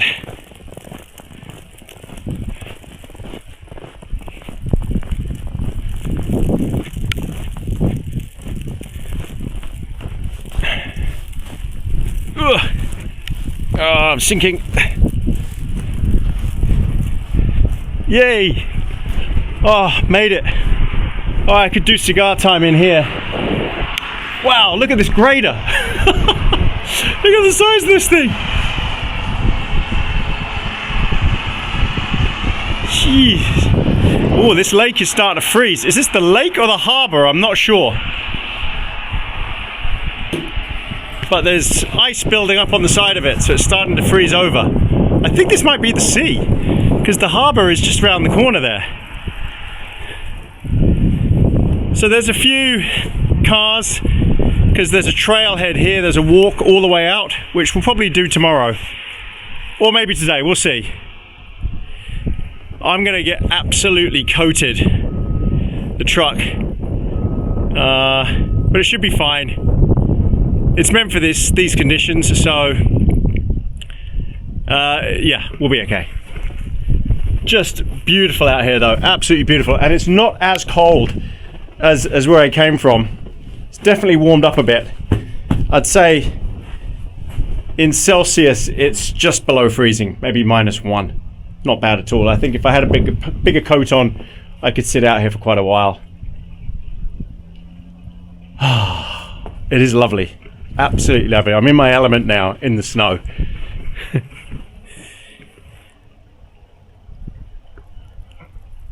Oh, and I tell you, when the graders stop, it's so peaceful with the lake. Might even be worth walking into town just to for dinner tonight. I don't know. We'll see how bad the snow gets. Right, I'm gonna have my coffee. See you back in the truck. I'm so toasty in here. I opened the window a bit, but look, I've pulled the mesh down. I can see. So the snow's not coming in this side. It's the wind is blowing. The wind is blowing from that side, the breeze. So it's coming sort of back left. So I can actually have this open and see out, which is great. I mean, okay, it makes it cold in here, but who cares? It's a small price to pay. But now I can fully see out. Look at that. That is cool. And it's really coming down. It's been like this now for quite a while. It'd be interesting to see how much snow we get in total. So the time is now 20 past 11. I've got to work out what I want to do for lunch. Do I want to go and have lunch in town, or do I want to have dinner in town? I haven't worked that out yet. But I'm just loving this. Absolutely loving it. This truck's a beast. Wow, there's a lot of crows up there in these trees. I heard it's pretty safe here, so I can lock up and go into town, walk into town and go and have lunch. That might be an interesting thing to do. Right, I'll work it out, and then we'll see whether I have lunch in here or lunch in town. But I think we'll definitely do dinner in here. Yeah. I feel like a burger tonight for dinner. Right. Right, made a decision. Gonna go into town to get some lunch. So I've just got my jacket, I've got my big boots. So these are my Baffins. These have got great grip, and they've got a snow skirt on them, so these will be awesome. These are actually meant to be used down to -100. Putting these things on is quite a challenge. I could remove one of the liners, but I'm not 100% sure about doing that. How easy it is to get everything back in again. So I might just leave the liners in and just accept that my feet are going to get a bit hot. It's not a big deal. So, honestly, these things are gigantic. So these are the Baffin. I can't remember what they are. You know what? I have no idea what they're called. Baffin something. Basically, they are polar rated. That's all you need to know. Alright, let's go for it. Ugh.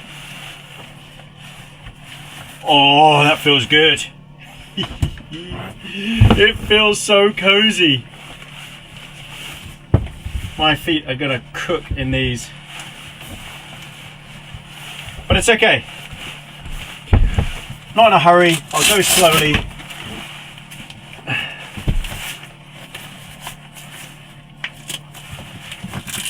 Honestly, these are extreme boots for what I'm about to do.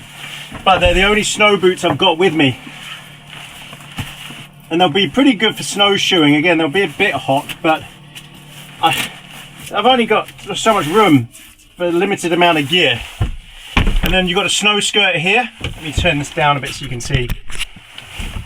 So this thing here stops the snow coming in. You cinch it up like so. There you go. You can go in deep snow.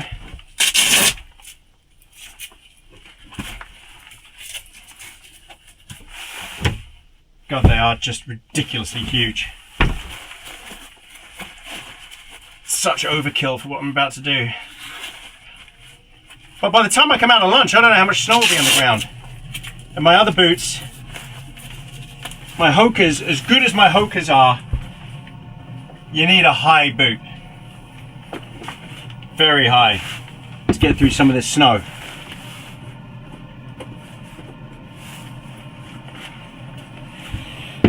Alright, unfortunately I brought a bit of snow in with me. I don't know if there's more on the bottom here, no. But that will drain away as it gets heated up. Okay, quick sip of zesty.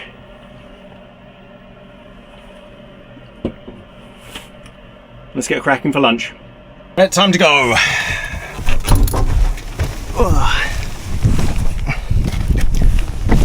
It's still, oh no, it's blizzarding.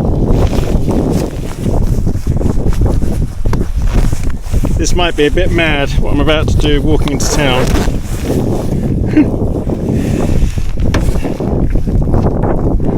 Okay. So the central locking locks this as well. I just need to get my gloves. Oops. That was stupid. Okay. Actually, do I need gloves? Yeah, I should take them really. I've got my small ones here. Where are they? In here. Good. Okay. Well, that's one way to get loads of snow in your car. Check it out. Yeah. We're gonna be wedged in here tomorrow. Right, let me lock everything up. Right, now I need to adjust my boot strap here because this is a bit loose.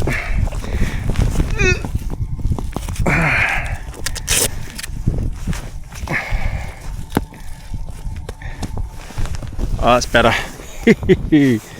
Check it out. Wow, just look at this. So cool. Right, into town. This is where these snow skirts come in handy through this deep stuff. You can just kick it all out of the way, make a path. It's pretty cool.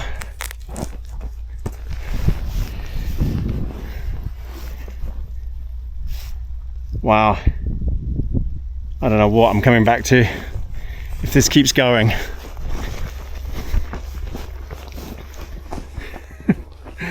This is what I came here for though.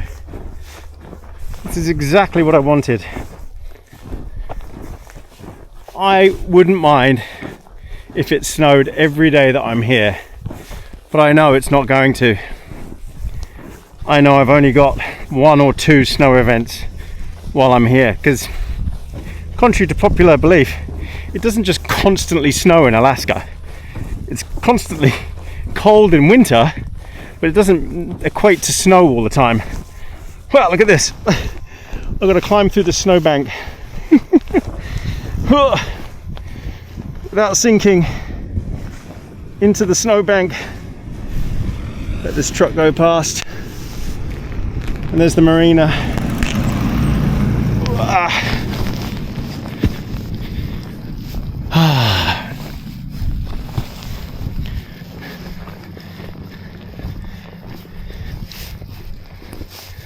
Look at this. I wonder if there are any... I know that whales come in here occasionally. Oh, it's freezing up. It must be cold when you see that the sea is frozen. The pipeline is in the background, you just can't see it. So this is, in case you don't know, Valdez is the end point of the pipeline, the Trans-Alaska, whatever it's called, pipeline tap, I think it is. It's 1,000 miles long. It's insane. And it goes all the way from Dead Horse to here, and then it gets shipped out by oil tankers. No trolling.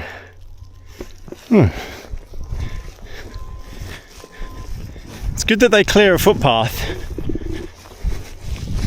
These boots are hot. Immense grip, but hot. My feet are going to be cooking. This is just perfect. Oh, I'm absolutely loving this.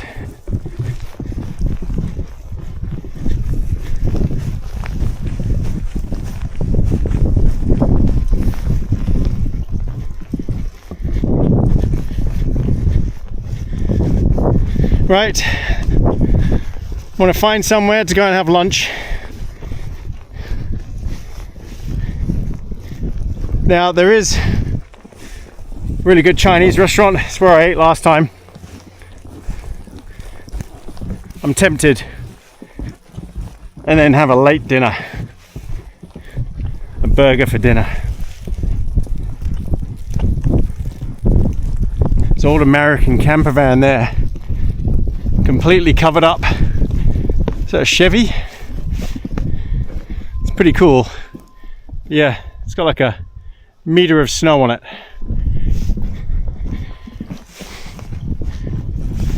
Okay, bring you back at the restaurant.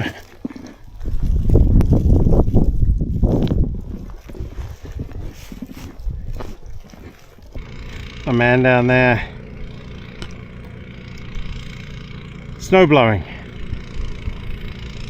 Good lad.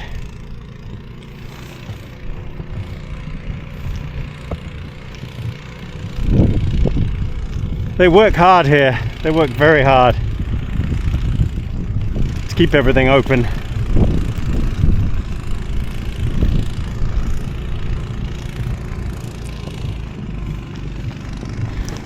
Now, that place there, it's got lights on. I think this is where I went last time. The Asian restaurant, fusion restaurant. But it's close. Oh, pizza, seafood. Oh yeah. Okay, tapas. Right, that might do. So we'll go to that place. Mike's Palace it's called. Hopefully it's open. Lights are on, so fingers crossed. Look at this place, such a cute town. It reminds me of Picton, where I live in New Zealand. We don't have all these fishing trawlers though. They're in Havelock, again near where I live. Right, restaurant. It says open. Steaks, pizza, seafood. Okay, I do fancy a pizza. Let's get in there. Let's get warmed up. Let's get a zesty.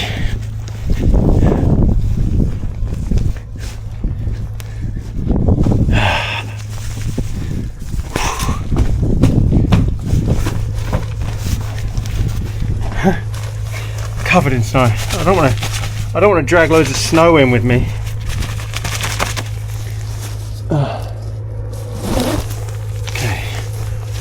Okay.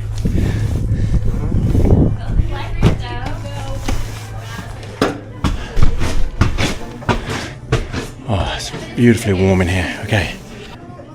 Check out the menu. So we got all these sandwiches, burgers, but I think they're not making burgers at the moment. I think they're out. And I'm gonna have a burger tonight. Pastas. But I've got to do a pizza. I think I might just get a small meat lovers. Perfect. Cheers, everybody.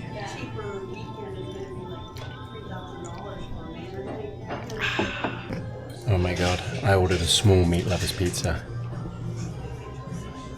That is huge. Chili flakes, parmesan. Let's get on with it.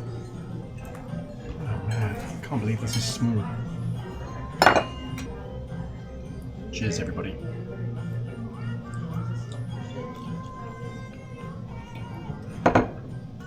I mean, bon appetit. Oh, what a great meal. I only had half that pizza. I felt guilty, but I ordered small. I just didn't realize it'd be so big. She said, right, it's slowed down a bit.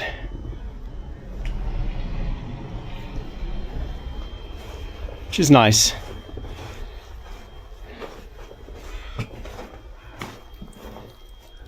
So I'm going to walk in to town. I might go get another coffee.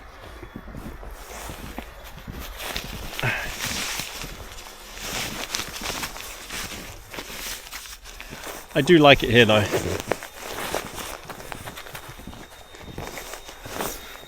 People in Alaska are so friendly. Well, that's been my observation anyway. Right, I'm going to go and find a coffee and head back. Ah, that's the Asian restaurant. Fukang. Fukang Asian restaurant. That's the one I went to last time. I had a fantastic Chinese, awesome place. And I stayed in the hotel right next to it there. It was also a great stay. And that's when I saw moose prints right outside the hotel. Fingers crossed I see a moose this time. That would be great. Right, go and find a coffee. Check out this guy clearing the car park. It's huge, big rig, look at this.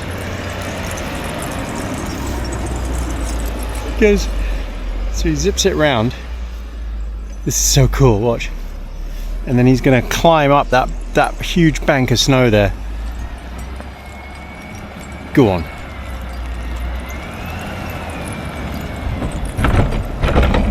Oops. Here he goes. Whoa!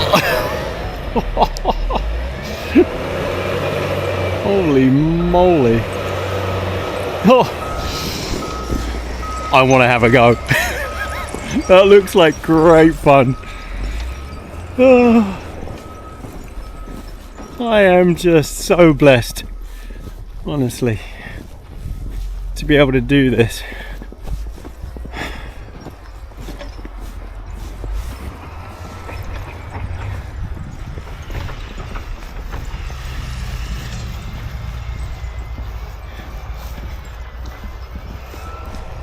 Just wish Anne and Brandon were here. I know Brandon would love this. Anne probably wouldn't love it so much. She's not into the cold.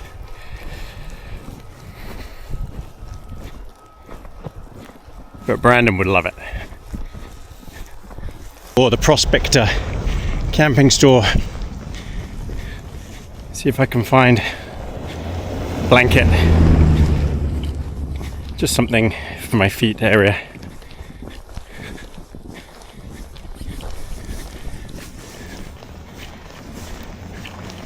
You know,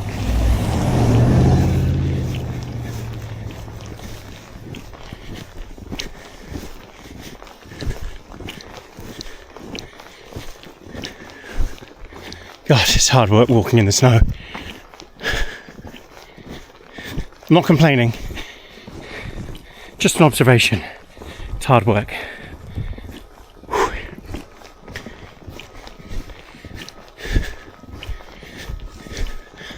I came in here a year ago. It's a good store.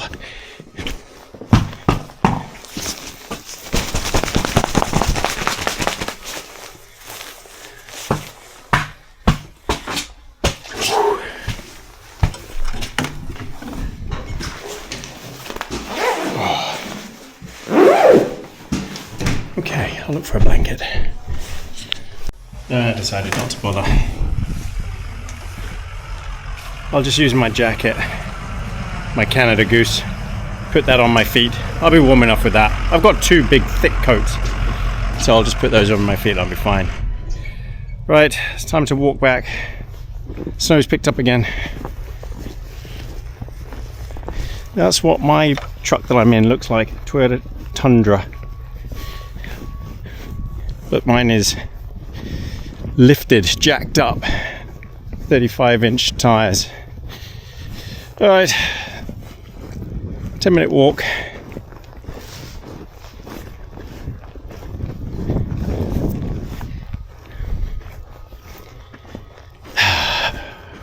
Actually, I'll just have a coffee and make one in the truck. It's free.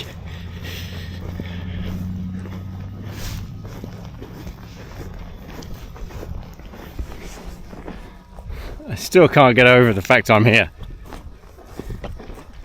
And it's snowing. My timing this time is good. Maybe I'll see some moose this time. Up close. No, not too close.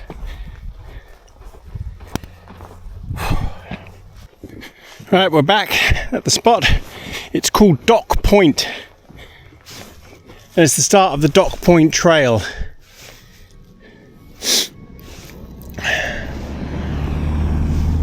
Let these guys go.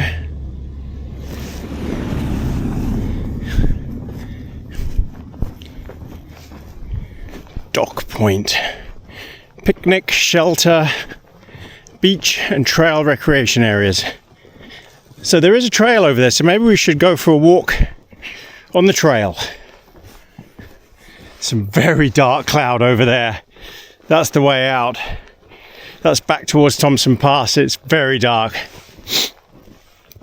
I wonder how much more snow we've got. It's mild at the moment. So I'll just get myself organized. We'll go for a walk on the trail.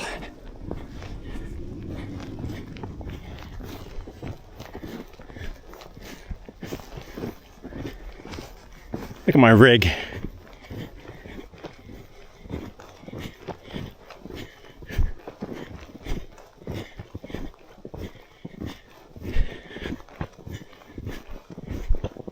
So you can see the back door is not covered in snow because the heating's on. And also the tent itself doesn't really have much snow on it because the heating's on low. If I put the heating on high, there definitely wouldn't be any snow on it.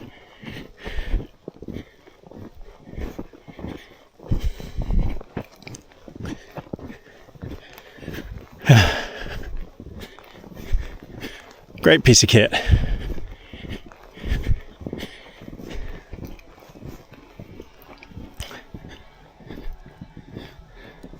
See how much has fallen on here. So the Starlink switched off since I left. So a couple of inches has fallen. I think we're meant to get a foot tonight. Oh well, that should be cool.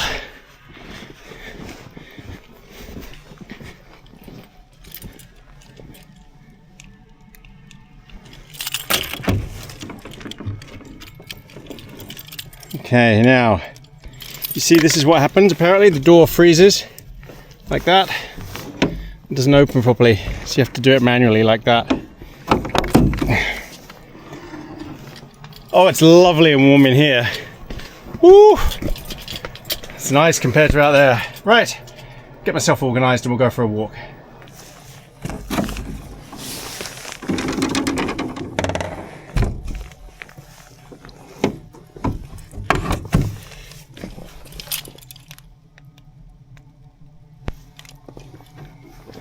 Okay.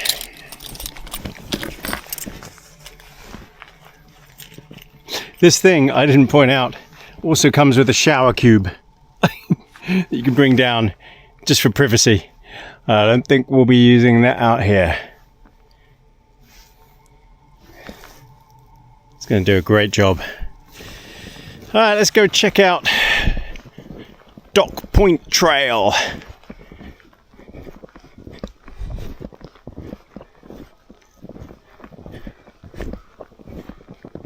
Oh, there's a rubbish bin here. That's handy. Put my rubbish in there if I can get to it.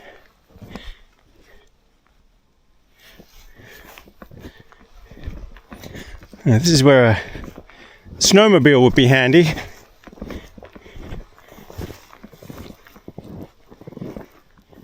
Wait, is that... What is all that?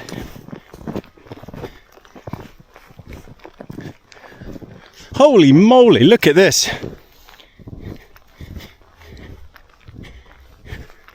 Is that ice? That's ice. God, look at those ice slabs. This must be the river. These huge lumps of ice. God, they're enormous. So I said earlier that was a lake. That's the sea. Obviously, not a lake.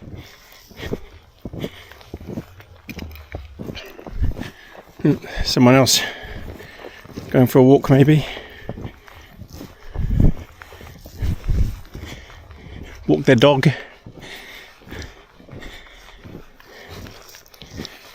Dock Point Trail.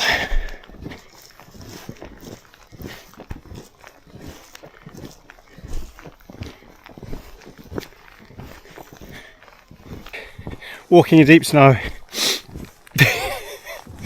It's so exhausting. Whew.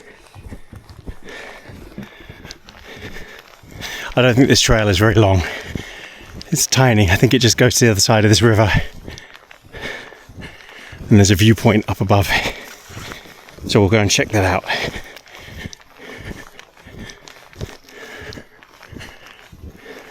Well, it goes up there, which is really steep. And I don't know where the steps are, but it's hard enough in the snow as it is without having to go up that hill. Not that keen. I'll carry on straight.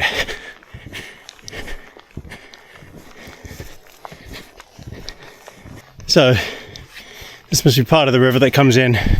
These are the flats, and then it all builds up at the end. Hence the huge ice boulders like this. This is all big lumps of ice here. So it just crushes up. I don't know which way it's coming from. I'm assuming it's coming from that way and flowing this way. Onwards.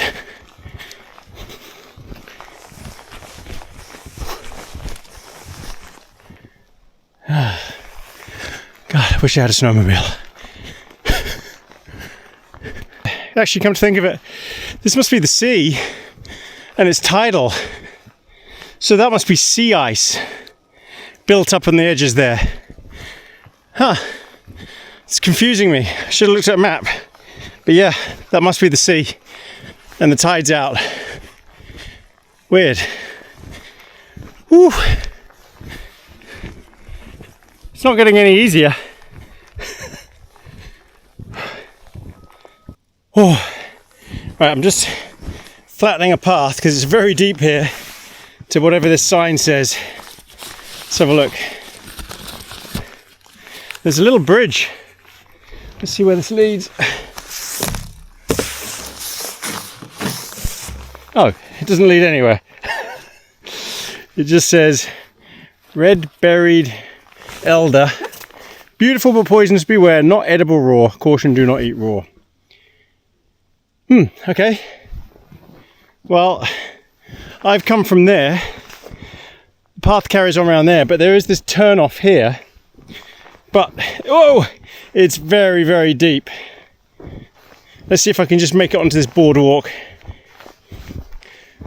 See what's going on here. East Overlook. Stay on marked trail. Wow, this is beautiful.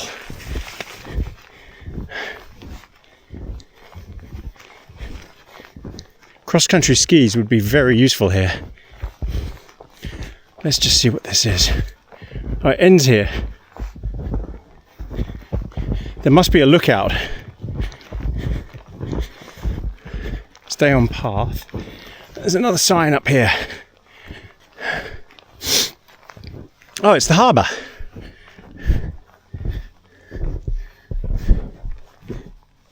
Right there.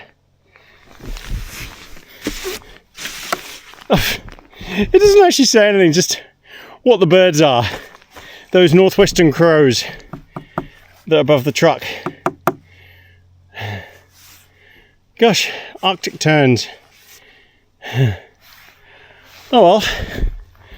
So, stay on marked trail. Is that a marked trail, or should I go back the way I came? This might take me... Someone else has walked through here. Maybe this is a trail. There's fencing all the way through. And then there's the harbour, so this must take me back round the correct way. Whoa! Deep, deep, deep!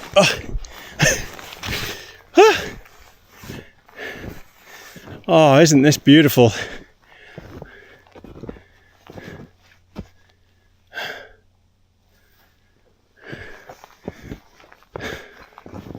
Lots of animal prints, but they could just be dogs. People walking their dogs through here. Well, let's see where this ends up. At least the trees are keeping the snow off me. Oh, this is just like where I live. Except I don't get any snow.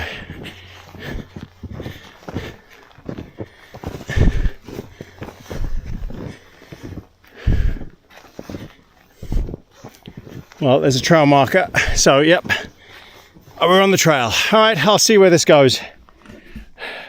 Fingers crossed. All right, it brings me back around onto the trail. Nice little loop, boardwalk loop.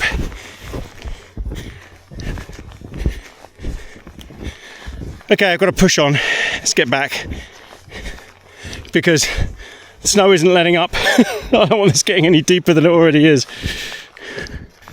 Ooh, it's come up there.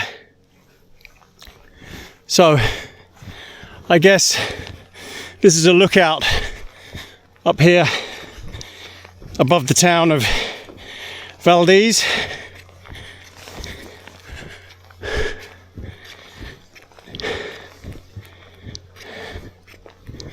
This has got me huffing and puffing, I tell you. Whew. Crazy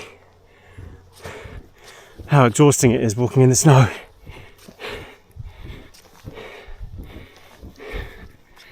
Ugh.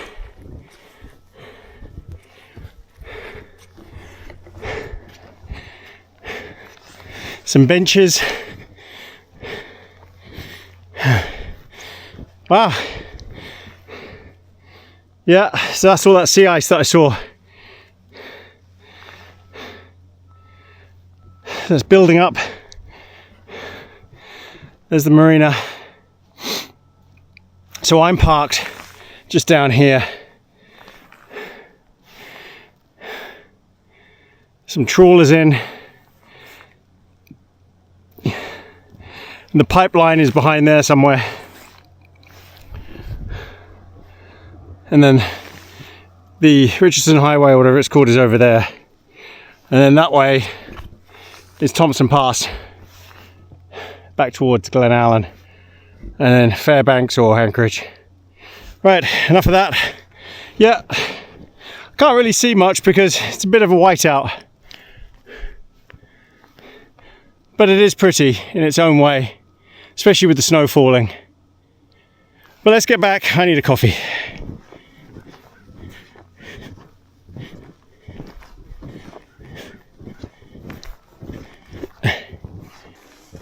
Whew. And just like that, we're back. So that was 0.69 of a mile.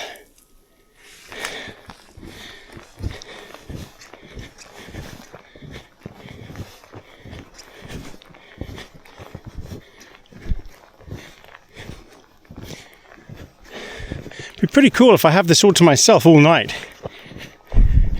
There's the car that pulled up earlier is walking his dog.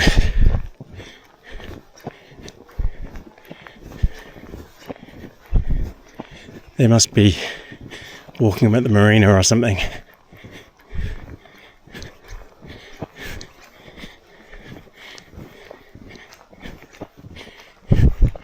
Well, he better hope that it doesn't get much deeper as well.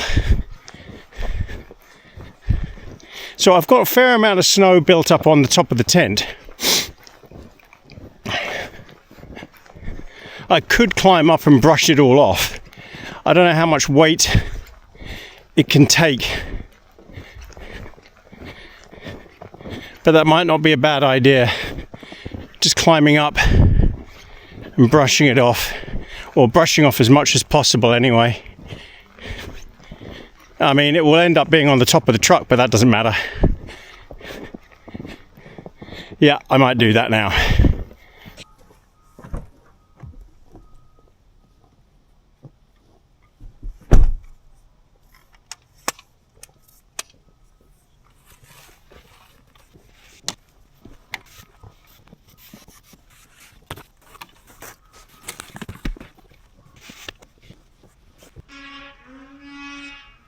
Don't think there's an easy way for me to climb up here and do this. I thought there was a ladder thing, but there isn't. That's a snowmobile.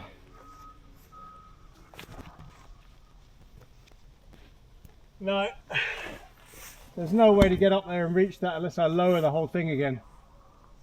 No, I can't be bothered to do that. Oh well. That was my attempt at clearing the snow off the top. Maybe I'll just crank the heater and let it melt off. Right, let's get in, have a cup of coffee. Welcome back everybody. Well, it's late. It's now 7 o'clock. What happened was, I was so tired. Oh, I can't close that. Jet lag and just being tired and only sleeping like 4 hours last night. I lay down and just passed out. Wow. But now, I need to cook. So I'm gonna have a burger. We're gonna need to rent this place. So I'm gonna open up both doors, both windows.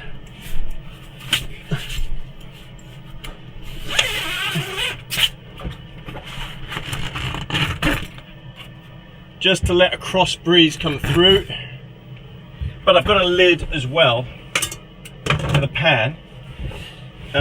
So we've got some Wagyu, beautiful Wagyu burgers here. Frontier. Okay. Scissors. Yeah, so I was a bit discombobulated, to be honest. I was just out of it, so tired. I came back in to make coffee, and I did make it, but then I fell asleep before I could even do anything about it. It just is what it is, van life. Right, let's get this on. So we need to put this on pretty low. It's very flexible, this pan, that you can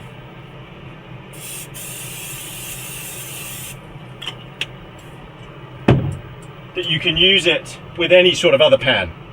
It's very cool. Okay, we're going to take the patty out once this gets hot. There we go. Gets hot very quickly.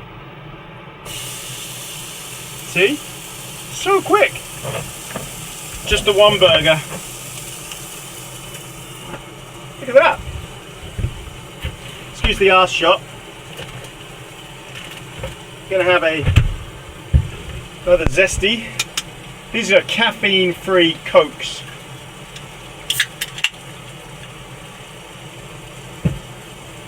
Burger bun. What else do I need? I need a plate.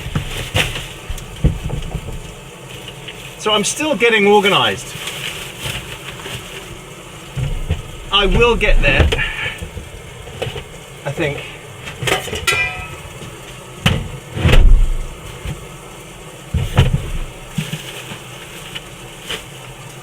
Plate. I've got mustard, jalapeno mustard by Silver Spring, and Heinz tomato ketchup, of course. We've got our pre-cut buns, pre-cut, hallelujah. Nothing more annoying than non-pre-cut buns. These are not very big buns though, but that's okay. I should have found jumbo buns.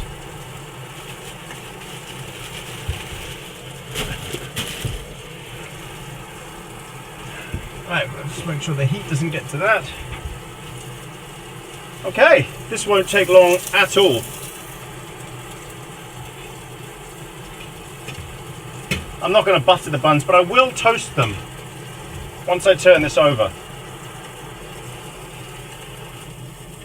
Wow, this really doesn't need much to cook.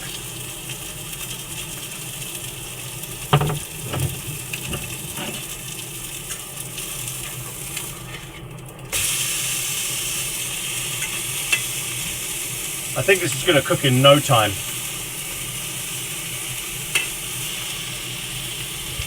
Now, I didn't get any cheese to make cheeseburgers. That's fine. Right, it should just take about 5 minutes and we'll be good to go. Right, then we're good to go. I've even opened the door, look. Just to make sure I don't get any smoke in here. It's lightly snowing. And you can see out, there's no one around. Just beautiful. It's a lovely view. Trees, snow, sea. I picked a great spot and there's just nobody here. Okay. Burger is good. Let's just turn the heat off.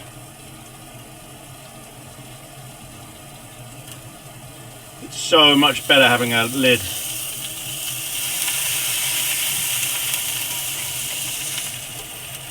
This pan is the jet boil pan. So they provide a jet boil stove, the company. But my stove is just quicker, more convenient,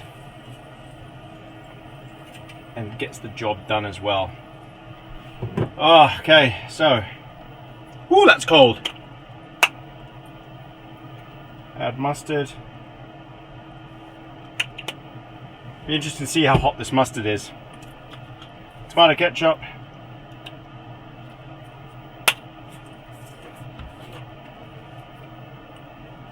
And there you have it. One juicy Wagyu beef burger with jalapeno mustard and Heinz tomato ketchup. Yum. In Alaska. Bon appetit, everybody.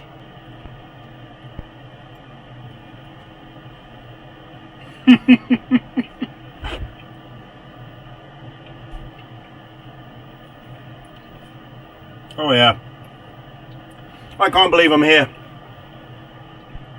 again in Alaska. Oh, this mustard is lovely.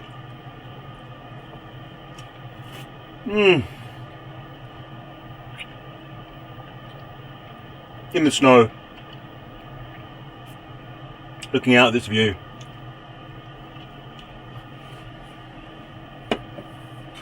No one around.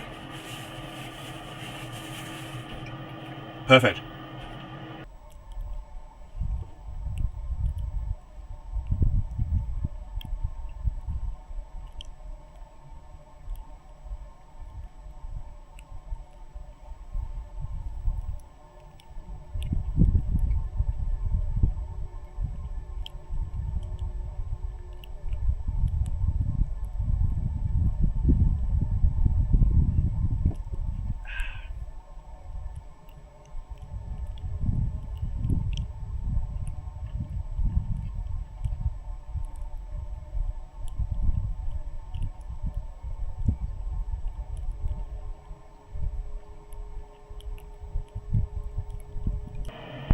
Oh, what an epic meal. I could have done 2 of those easily, but that would have just been gluttony. And And I know usually I do gluttony, but not tonight. Not tonight. What I will have is a hot chocolate though.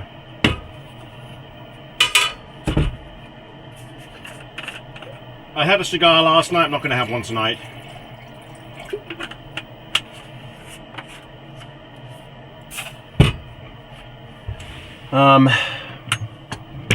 Oops, sorry. Still getting used to all these cupboards and where they are. This isn't easy, you know. Maybe other YouTubers make it look easier. You've got to try these. These are delicious. This is York Candy Shop Cocoa, made with real Hershey's cocoa peppermint patty. They are delicious.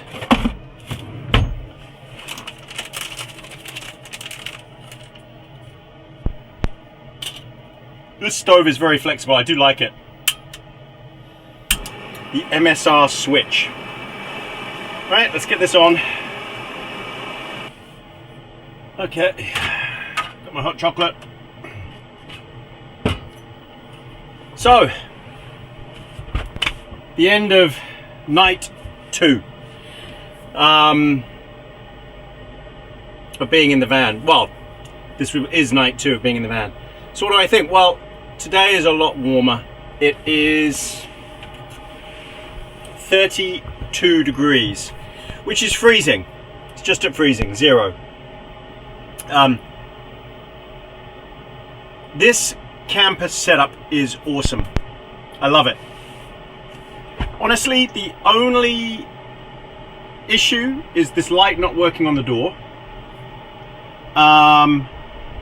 There's no hooks to hang anything. It's difficult in this, but you could put a couple of hooks somewhere up here on this frame.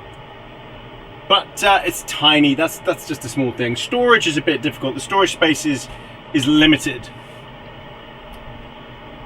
But I can understand why they've done it like that. You've got your suitcases, people are traveling, you know. I know why they've done it like that. It's comfy. I tell you, I lay down earlier and I passed out. The bed is actually comfortable.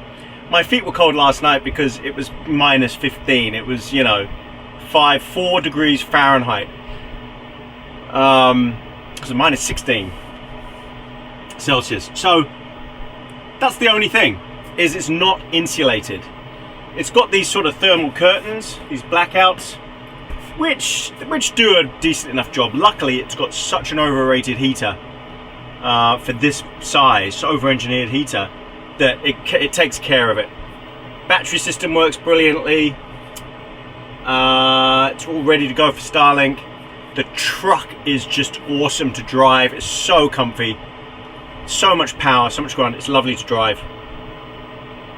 I am really happy with this. This is so far the best vehicle of all of them that I've used.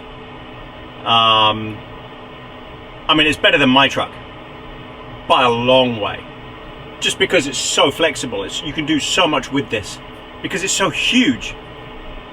Could you build something like this in New Zealand? Probably, but it would cost so much money, hundreds of thousands. It's ridiculous. New Zealand's so expensive. It just isn't worth it. But you need something this size to be able to stand up and move around in, have all of this room, because it's so much wider and longer than what we get in New Zealand. For the price, these are so much cheaper as well here. So yeah, I'm happy. Really happy. I think this is going to be a great adventure. I'm really looking forward to the rest of it. I've got a lot of plans. I think tomorrow is going to be amazing, and the next day as well. Big plans for that. I've got a wild camp coming up.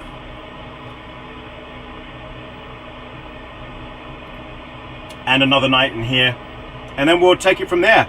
Got a big deal coming up north, up near Fairbanks. It's all going to be good.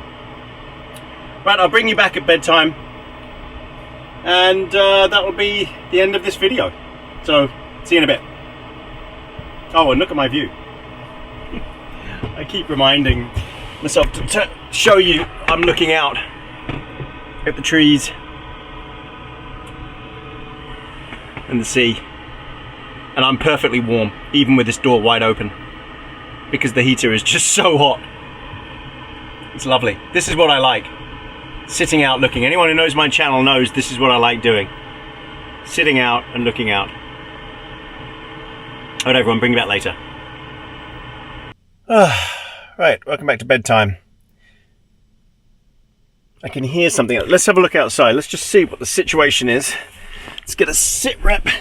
See if it's snowing or not.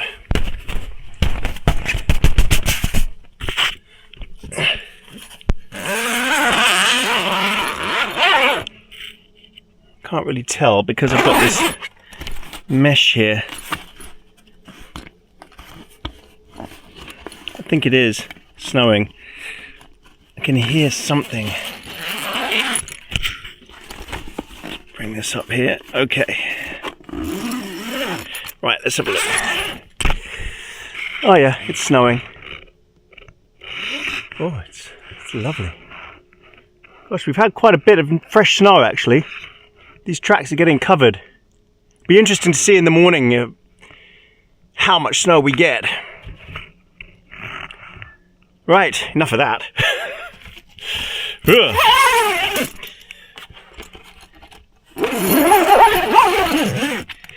Okay. Whew. Gosh, that let the cold in.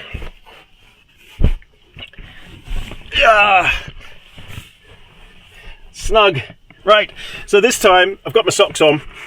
I do have a coat at the bottom there, but bearing in mind it's nowhere near as cold as it was where I was before, where it was minus, well, what was it? It was 4 degrees Fahrenheit in the middle of the night.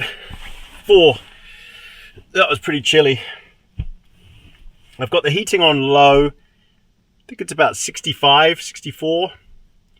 Which is just right. I can't have it any hotter and sleep. So that will come on and off through the night. Oh, what a great evening. I'm so relaxed. I'm loving it. I really am. I hope this roof can take a lot of snow.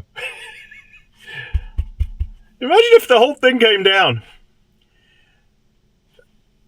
I'm sure that doesn't happen. I'm sure it can take a massive amount of snow. I heard these things can take like 100 and something kilos. So that shouldn't be a problem.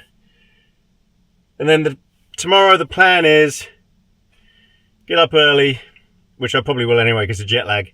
But get up early, get a coffee on, have some breakfast, head off to Thompson Pass, and I'm going to a glacier, Worthington Glacier.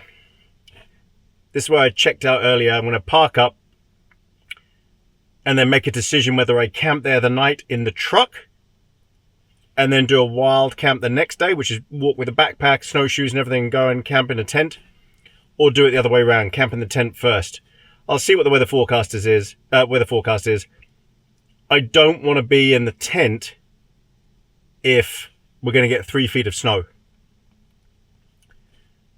That won't be fun.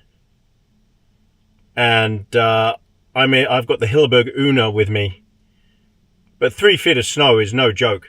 And when you're in a tent and that falls in just a few hours, that's pretty bad. So I don't want that. I'd rather it got cold, because my sleeping bag is a -60 sleeping bag. So I'd rather it just got cold and didn't snow and I can sit out and cook and everything else in the tent. All right, everyone. Well, thanks for coming on this one. I hope you've enjoyed it.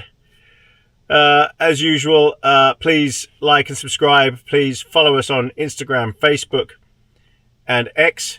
And also, thank you to all of our YouTube members and Buy Me a Coffee members. Thank you so much.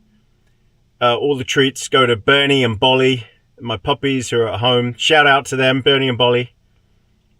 They're at home with Anne and Brandon at the moment. Brandon leaves back for college shortly. And then I'm meeting Anne in LA and we're driving to Brandon's college to meet him for his birthday, his 21st birthday. Right, so next video will probably be, so I'm staggering these videos now and they're probably not all going to come out in a series. I'm only releasing one video every 2 weeks from now on.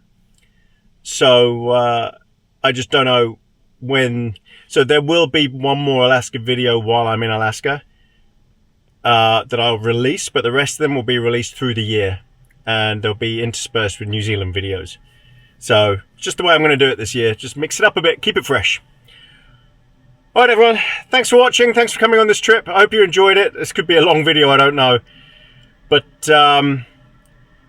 see you on the next one. Thanks again from Tony from AB Camping. Bye, everybody.